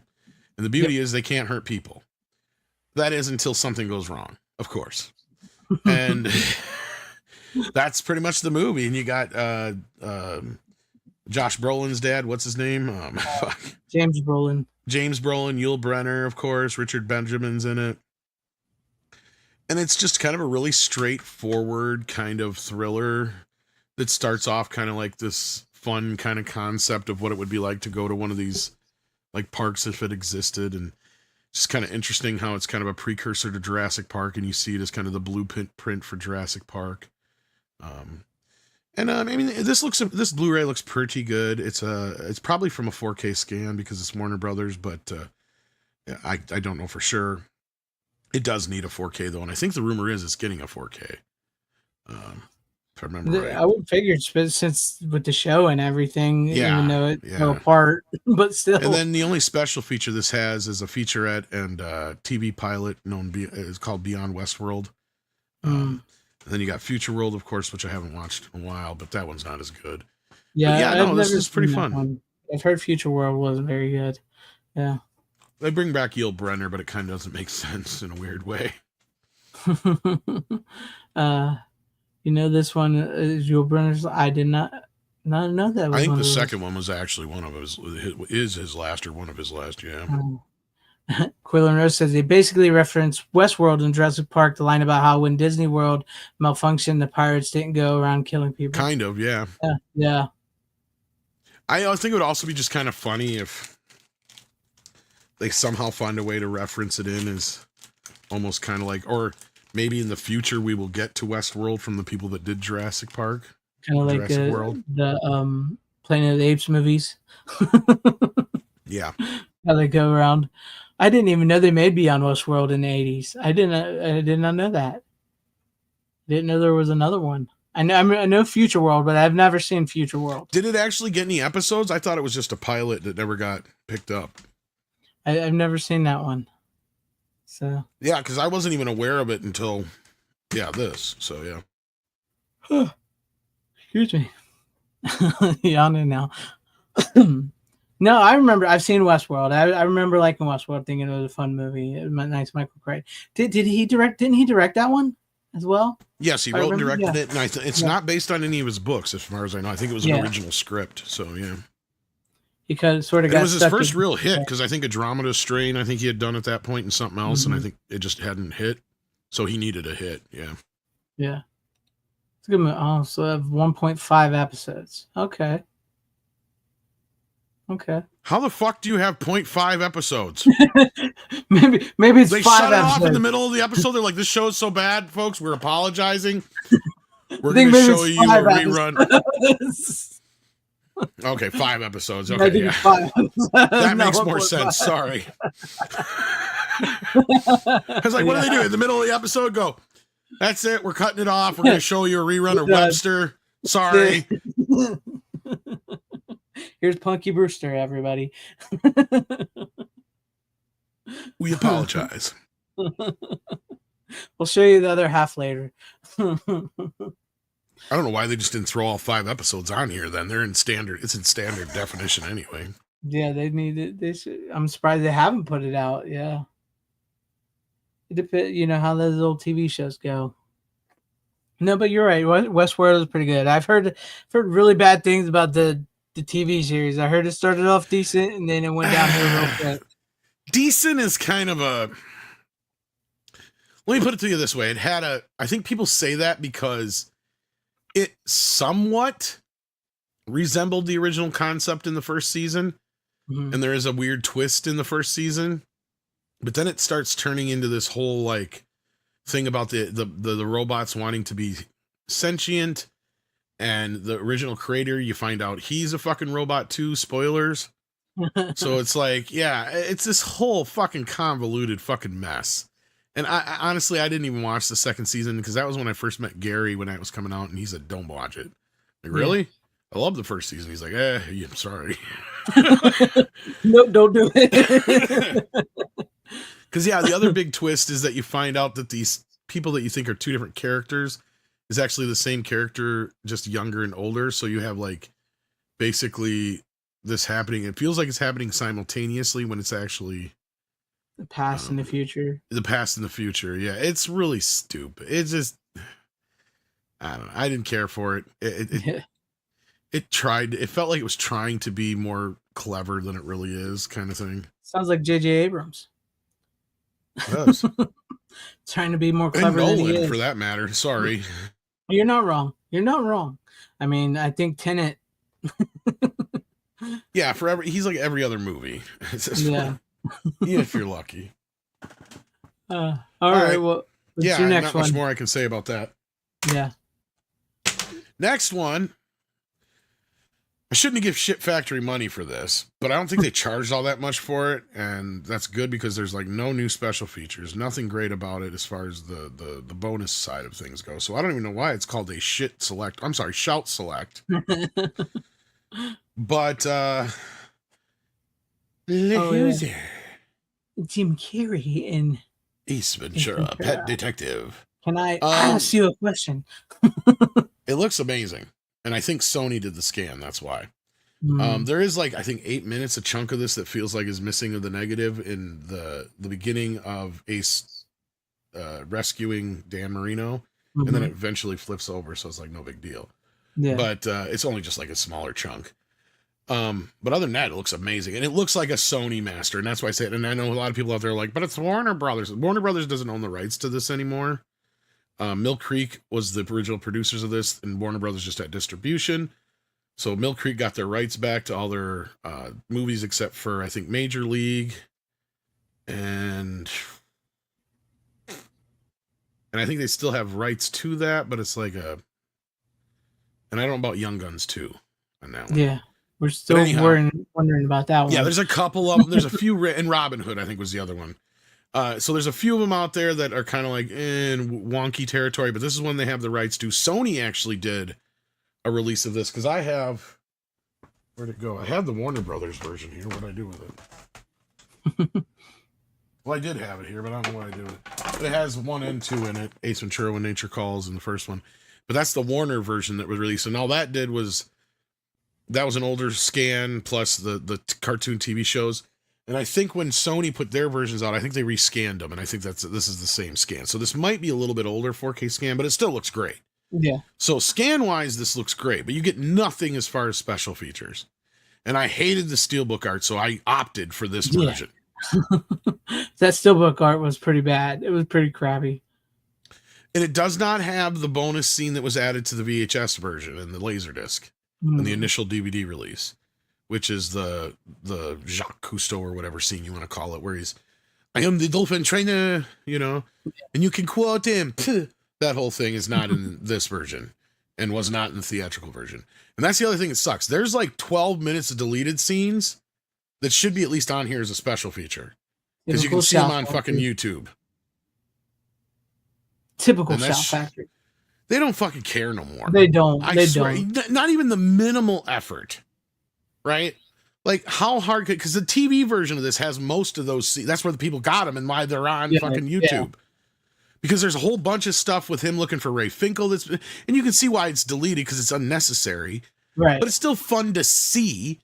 And I'm sorry, the dolphin scene, like most of us, have lived with the television, the VHS version all these years on television and not seen the theatrical cut. So most people just thought that was part of the movie. Yeah.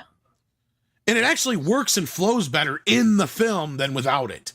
Because it's kind of weird with it out there. Because like I noticed that it's not there, but the way the cut works is it's kind of wonky in a weird way. But yeah, the Finkel and Einhorn scene, most of that is the part where that's the weird part, because that's the part where the negative seems to be missing through the whole crying game bit up through the first half of Marino. But there's also like little deleted scenes that are kind of funny, but I can see why they got cut. Like I said, like when she tries to shoot the dolphin, Jim Carrey goes, blue 32, and then he comes over and he steals the gun from her. He goes, see, I have a connection with animals, and they do whatever I say, and they can hear me and understand me, blah, blah, blah. And he's like, bring me the gun, Snowflake. Bring me the gun, Snowflake. And then Snowflake throws the gun in Einhorn. He throws it right back to Einhorn. So you can see why they cut it out, because there was just nothing changed in between those shots. But like, yeah, it's just... There's like little things like that. It's like, they're actually not that bad at jokes. Why didn't you leave them in, you know? Yeah. Dude, but I mean, what is it? I mean, I know some of these studios, like you've mentioned before, the mercies of whatever they can get, whatever they can find. But if you're going to put out this like on 4K and give like they did it with Time Cop too, I don't know if there's special features on that. I don't know if you mentioned not that. A goddamn thing. I don't even think that had a trailer. This at least has a trailer, I think. Yeah, it's like if you're going to call they did bring over the commentary, which I think was missing on the Sony disc. Yeah. So. You're going to call yourself Shout Select, which was supposed to be a little more of a different type of that they put out, and not even give you special features or new special features or old special features. Yeah, or it should be more like a budget line. Yeah, like anything. And they're charging like $30 for that with nothing. Well, it's luckily, ridiculous. I think this version is only 23, or I think it went up to 25 now. Well, that's not too bad then. That's not as bad as the 33 or 35, but at least you can find the Steelbook. I think you can at least find the Steelbook in Walmart. At least one or two people have sent me pictures where they saw it in Walmart. And I'm like, yeah, but I don't want that fucking Steelbook because it looks like shit. They didn't want to have to pay him for his image for the Steelbook.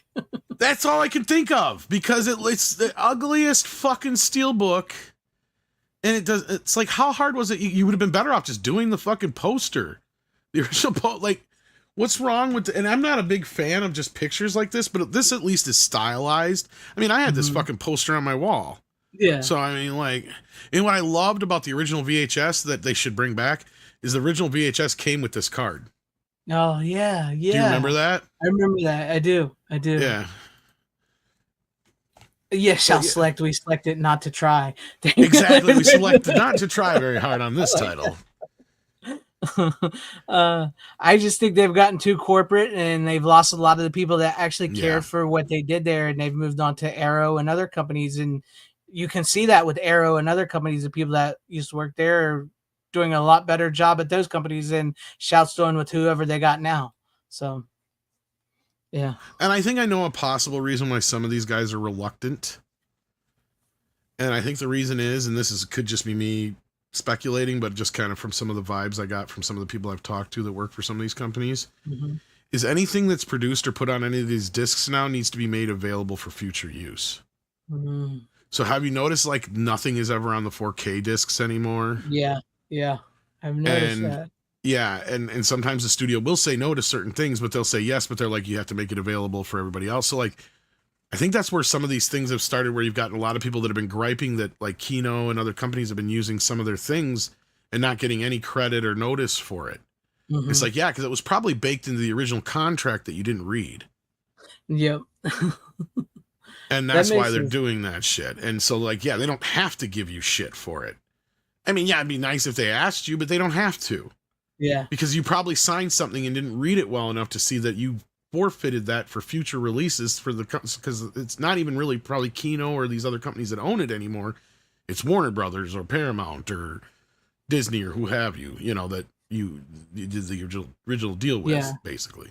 Which you're right. You're probably right at that, because like the Starman that just came out that I got the steelbook of, all the special features, it's all the Shout Factory, Shout Select, matter of fact, special features on there.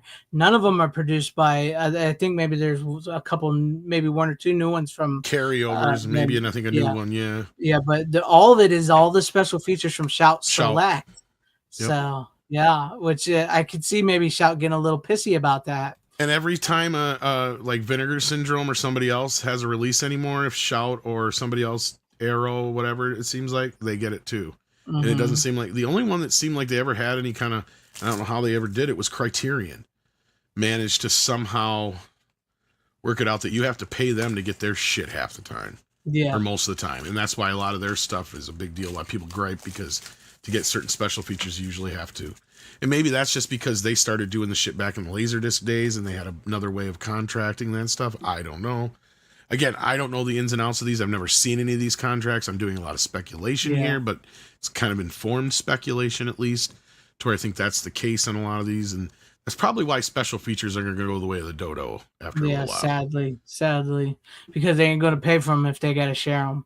Even though I think, like, from what I've seen, but you probably know more, it's like with like Vinegar Syndrome and Arrow and some of those people, they don't really care too much. They'll share. But like Shout is definitely one of the more stingier ones with their special features. But I see their shit everywhere. See, that's the weird thing. So I think they don't have a choice. Like I said, Criterion seems to be the only one that has any kind of corner on that market. Yeah. To where they must have been there, because a lot of their original contracts are still probably back from the Laserdisc days. That's what I'm thinking. And that's what the whole thing of this too is, like the studios don't want to keep paying for these special features, because you got to remember, it's not just, you got to pay usually like the people who produce them, right? So and then usually if you don't want to have to pay them forever, you have them sign over the rights for a fat check, and then the same thing goes with like deleted scenes. If there's any music or other actors who don't. And even them, I think they have to be signed off on by the actors that do that, even if they're unless it's in their contract initially. I don't know. See, they baked a lot of that stuff into the contract now to where they didn't have to deal with that during the heyday of DVD. Right. And that was where like you're signing off on this stuff. So even if your scene gets deleted, it may still show up on the DVD. Now you still get paid for it, but you probably didn't have to go through all the nonsense you would have had to go through back in the day. Because I mean, that was a big deal when they could get a hold of some, deleted scenes and. Because that was one thing I remember, like Back to the Future was a big deal about. Because I remember up until the last minute, they were going to put all the deleted scenes on the disc from my memory. And they got a cease and desist at the last second from fucking, what's his face's people? Michael J. Fox? Or no. Glover? No. The original Marty. Oh, yeah, Eric Stoltz. Eric Stoltz's people saying, no, don't put that on there. They didn't work out a contract or something like that, because that wasn't baked into the contract at the time. But that also got them in trouble in Back to the Future 2 with Crispin Glover, if you'll remember. Yes. Yes. But that was because of the theatrical movie, not so much of the special features. But like, yeah, so these things are all a pain in the ass for them to have to fucking deal with, I bet. To where they tried to streamline it. So that's why a lot of these releases have all the same shit on them all the time, or they have less and less and less all the time. Because it's just the shit that they own, and that's all they're going to put on there is because it doesn't cost them a goddamn dime to put it on there. Yep. That's it. Yep. Sadly. Because we are the last bastion right now, and yeah, they don't really care about making us happy. They don't. And it's sad. Like, there's a lot of people that I know that buy physical media that do not like special features. And like, that was one of the things that really got me into DVD is like, I love a good special feature. I love a good behind the scenes documentary. I love a good interview. I love good, going through the deleted scenes, listening to the commentary. And now it seems like most people, they've conditioned most people to not care for the special feature. So, well, I get it. It's a niche market when it comes to special features, and I get it. Not everybody wants to come up with 2 or 3 different SKUs for each title. But even if you do a title where it's like, okay, you got the standard edition, and then you have a edition with a bonus Blu-ray or DVD that has all the special, like even that, Yeah, and I think that's why I really like what the Michael Flesher guy, the Red Shirt Pictures. I like what he's done, where he made a lot of those special features, so now he's making like Trick or Treat and Prom Night 2 and all those. Synapse is going to distribute them, but it's all him. He's doing the scans, he's doing the special features, and they're loaded. So I'm glad that somebody like him is, took control of some of that, at least in some aspect. May not be the movies everybody wants, but yeah. Then the other side of that is too that we get now like the full-fledged produced documentaries, right? Which those are nice. I mean, don't get me wrong, but. What? Yeah. All right. I suppose I should get to my last one here since we're getting long in the twos. Yeah, I can't believe my last one is one that, believe it or not, I've never seen before. Oh. And it's a classic. It has not got a U.S. Blu-ray release, or if it did, it was really limited and it's not available anymore. And I can't believe it hasn't got a 4K release yet because it comes from a 4K scan.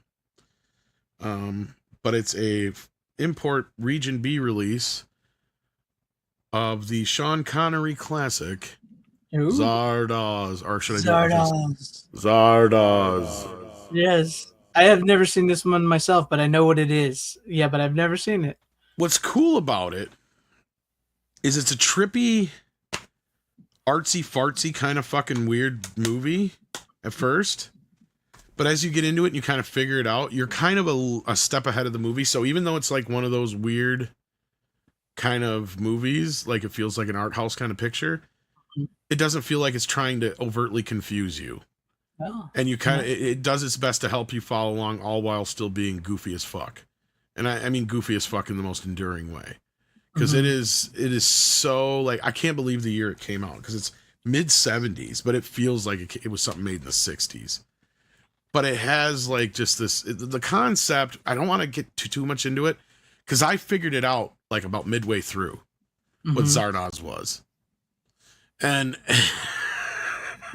I mean, it kind of gives it away in the beginning, but I mean, the whole where the name comes from, the whole fucking thing that was going on, because there is 2 layers to the film. Maybe even 3. I'd have to rewatch it. Like, this is one of those movies that I love to kind of just tear apart, because there's so many layers to go through. And the basic setup is it's a post-apocalyptic world. Right. And there's there's like this elite group of intellectuals. I can't remember their exact name offhand because it's been about almost a week since I watched it.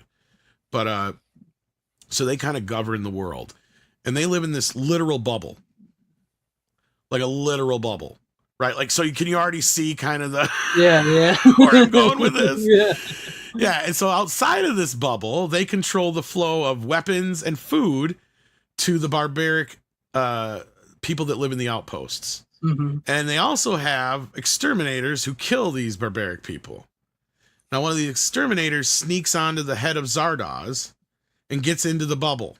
And instead of exiling him right away or killing him right away, they decide to let him stay on.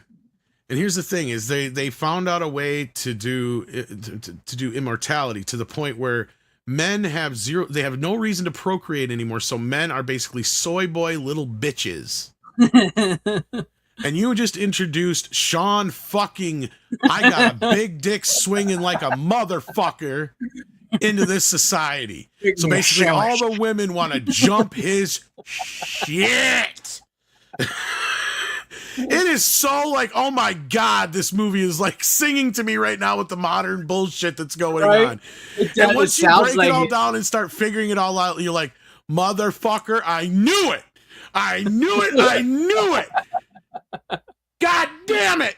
So this movie is just one big, huge fucking like comment on like socialist bullshit and fucking just how actual like progressivism is not so much of a utopia as it's a fucking prison. And the penis is bad. Exactly. Yes. The whole fucking yes. And the men are so fucking soy. And the one main guy, he's just so tired of it all. He just wants to break free from this whole fucking thing. And it's so great. And the guy who plays Zardoz is fucking brilliant. He comes off like he should be corny. He looks like fucking the guy. He looks like he's something out of fucking Pee-wee's Playhouse, but it's fucking awesome. I love this fucking movie. I gotta see it. Now I've always I'm wanted probably to watch overselling it a Zardoz. lot, but it is such 70s, 60s, 70s kind of fucking hippie, kind of like anti-hippie fucking shit baked into this. I'm like, motherfucker knew what he was doing. Yeah. Like, motherfucker knew what he was doing. He saw this shit a million years ago ahead of time going, if you guys don't fucking knock your stupid hippie bullshit off, this is what's going to fucking happen. Yeah. I need to see this now. I need to see this now. I've always yeah, John wanted to. Borman made it, of course, the director of Deliverance, and didn't he do Exorcist 2 as well? So take the mix of the two, and that's what you got here. Nice. I'm Sean Connery. They put you back together. They won't let you die. Yes. What stops you from killing yourself? I have a few times. But then they punish you by aging you. And then there's a whole, again, I don't want to get too much into it because I don't want to spoil it, because it's one of those movies I think people should experience on their own and have that experience of figuring it out and going, I fucking knew it. Like, I've already given you way too much. Yeah, but you've sold me on the movie because I've always wanted to see it. Now I got to find me a copy of it and see if I can watch it. It's a weird trip. Trust me. Like, you want to be a little inebriated maybe in some way, shape, or form. Take your pick, but because it throws you into the shit. You have no idea what the fuck is going on at first. And then once you start sorting it out, you're like, oh, I get it. I get it. Because it's like a double twist at the end. Like, actually, there's like 3 twists total. Like, it's so kind of... you should see it coming from a mile away, and I kind of did, but it's like the way it plays out, it keeps you kind of... I wouldn't say guessing, but it leaves you hanging a lot. And I don't mean that in a negative way. What I mean is it only feeds you info as it feels fit. Right. Like, you can tell Borman's really just having a field day with this shit. Nice. And it is such a fucking weird movie. Like, you got this floating head going around spitting out fucking guns and food and shit. It's just, yeah. And it's just promenading war and all this business. But anyway, you said, Greg, I didn't mean to. No, I just say I miss when directors had control of their movies, were allowed to play around with what they were actually allowed to do. You know. Well, what's funny is he had to deal with a lot of bullshit because where he shot this, I think it was in Scotland or Ireland at the time. I can't remember which. They were having this major issue. Like, they had a problem getting a lot of the actresses to show nudity because the society is like really open and all that kind of business. So, like, even though they don't have sex, they want, like I said, they do want to have sex with him, but like the men and the women pretty much dress in these, like, I wouldn't even call them unisex because they're more or less just femmy fucking clothes that show off basically all the women's tits and shit. Like, see, you've sold me on the movie now. I don't care if you've oversold it. I want to see it. I've always seen like just him in that outfit and stuff. Not really clips of the movie, but like him in that outfit and people. That fucking outfit. Yeah. So. And the goddamn gun, I tell you. It's a good gun. Wonder if But, they're trying to make a statement with that. yeah, and those boots, I tell you, those boots are something else. It is a goofy fucking movie. It is but in a weird, glorious fucking way. And it's not bad in a mystery science theater way either. It's actually a pretty good movie, right? Like, it's hard to, but it is batshit crazy. You know, I think you'll enjoy. Yeah, Burt Reynolds was supposed to be in it initially. That's right. Yeah. And Sean Connery is just Sean Connery. Sometimes he turned down roles like Gandalf for whatever reason. And Sean Connery or Burt Reynolds both work for the role, right? Clint Eastwood would have even worked. It just has to be that kind of a guy. The most manliest of men. Manly dude. Yeah, like a manly dude. Yeah, and he has to be that manly to wear that fucking outfit. Yeah. And not come off as a total queer. I mean, Exactly. It takes some balls to wear an outfit like that. Yeah. I mean, he's quite grapey, I will say that. That's a warning. Clint Eastwood did some of that in some of his There's movies. a little bit of that kind of stuff, but I mean, it treats it in a way that they wanted him anyways to begin with. So. It's kind of like that. It's like almost like they act like they don't, but then they do. And then like it's kind of funny because not to give it away, like there's certain of these because there's different groups of these immortals, right? That there's the intellectual ones who are still with it. There's the older ones who have been aged out to the point where they've damaged themselves, because that's what happens is when you do something wrong, you don't usually go to they age you, right? So like that's the punishment. But you can't die, so you just keep spending your life in this internally fucking aged fucking position.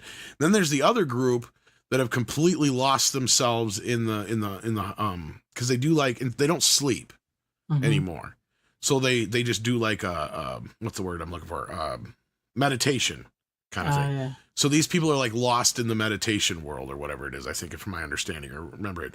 So he goes and the one guy goes, go ahead and take your pick of the women. It doesn't matter to them kind of thing. And so he picks up this chick and he's going to fuck her. But since she's like not resisting him or anything, he just gives up because it's boring. You know what I mean? Like, it's like, because he's like a barbarian. Yeah, he's like this barbarian guy who's used to just coming in on my woman now, you know? Like, yeah. It's so fun if you don't protest. Yeah, he's just like, what the fuck's wrong with her? Like, she likes it. She's like catatonic. That's the whole thing. So it's just oh, fuck this. Yeah. Like, yeah. I like mine when they squirm. I like it when they lie still like that. That's pretty much what he'd be at home here. Yeah, from Frighteners. And I love the other guy, the other main eternal guy, Friend. He's a great character in it, and he's a guy who kind of he's the one who wants to kind of break free of this whole thing. He's kind of gotten just bored of the whole fucking thing, right? Because that's the whole thing. They're always constantly debating on what they should do with Sean Connery's character, right? Should they keep him for study? Should they dispose of him? What have you? All that kind of business. So they keep going through that kind of stuff, and it's an interesting story. It kind of almost feels like an episode of Star Trek, but without. As I say, it almost reminded. Sorry, I didn't mean to cut you off. No, you're fine. It almost reminded me of the episode "The Naked Now." I think from the Next Generation. It has a lot of Star Trek-y kind of like. I mean, if you're into Star Trek, I think you'll dig it. It has a lot of those kind of things to it, especially with the twists. Because, like I said, the only thing you're missing is Captain Kirk and Spock. Right. That's really it. That's what honestly, it could have sounded like one of those. In a weird way, Spock and Kirk could almost been Friend and Sean Connery's character. Really. Right. I mean, it could have worked that way. Or even just, Captain Kirk coming down to this fucking planet. And he's like this barbarian compared to their, ways or whatever. Yeah. Just because he still has sex and likes women and doesn't live forever. Who wants to live forever? It is funny. And this might be why they hired, and it makes sense now in hindsight. This is probably at the time the thinking of one of the reasons besides Bond that they wanted him to play Ramirez. Yeah. Is probably this movie, because there's a lot of parallels to that. It's just a kind of a different twist. Like this is like people getting bored of being immortals. The other version romanticizes being immortal, right? Like, right. Yeah. Yeah. No, but you've sold me on the movie. I mean, I've always wanted to see the movie, but I've never really knew what the movie was about. So now It's you've one of those really movies sold I me guess on the everybody movie. should see. I guess I don't know. Yeah, and now I got to see it. I got to see it. And that the one Sean Connery too, the outer or something. I can't remember where like he's in space. I can't remember the name of that. Outlander. No, it's not Outlander. No, but I know what you're talking about. Yeah, I can't remember the name of it. It's been a while since I've seen that one. Long time. I don't even remember. But this is region locked, and I think.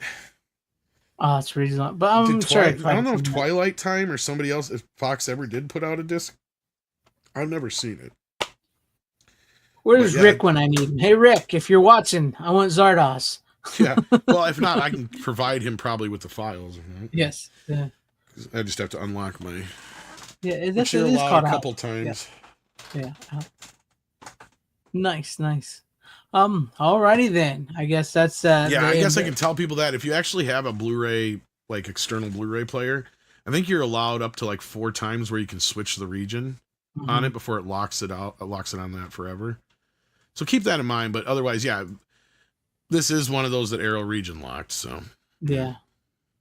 Maybe Outland, that's the one you're thinking of, yeah. Yeah, Outland, but maybe they'll get a 4K eventually because it's one of those movies you would think would get one by now, along with Barbarella and everything. Oh yeah, which Barbarella did get one. It does look like it must have had a U.S. release at some time, but you're going to pay $189 for it. No, I'm it was not. It was Twilight Time. I was right. There you go. Twilight Time did put out a couple good ones, and I don't think they exist anymore. And I don't know what scan this would have been though. Yeah, because Twilight Time famously usually used older scans. So yeah, like for instance, I know like a lot of people did not like their Night of the Living Dead. Mm-hmm. Well, this looks like it might be the same scan used for Arrows, but I'm not sure. It looks a little dark and soft. I don't know, maybe not. Because they have pictures here of it. That's what she said. Yeah, that's how that joke in Happy Gilmore 2. Oh my god! When you see it, you'll get it. And it actually feeds into the whole doing a joke at the wrong time too many times, and then it's finally funny. That's one of those in the movie. Oh, that's one. Yeah, because there's this one guy, one of the golf guys, who just constantly says that after everything everybody says when it just doesn't make any fucking sense. It's like that's what she said, and then they do the high five. Like, yeah, like they got him. It's like they're all just like, what? That's stupid. Let's see it. All right, well, I guess we'll close it down now. I can't believe usually when it's me and you, we don't go 3 hours. So, but you had a little more this time than you usually had in a while. So yeah, I happened to get a few movies watched. Yeah, and I managed to get 4, not 3. So I did better than I usually do. So. But with that being said, I appreciate you guys. I've seen you, Brian Barth. Good night. Good night to everybody in the chat. Good night to everybody watching on YouTube, X. Appreciate y'all. Thank you guys for hanging with us. Like, share, subscribe. As always, you don't have to go home, but you can't stay here. How you doing? Bitches leave.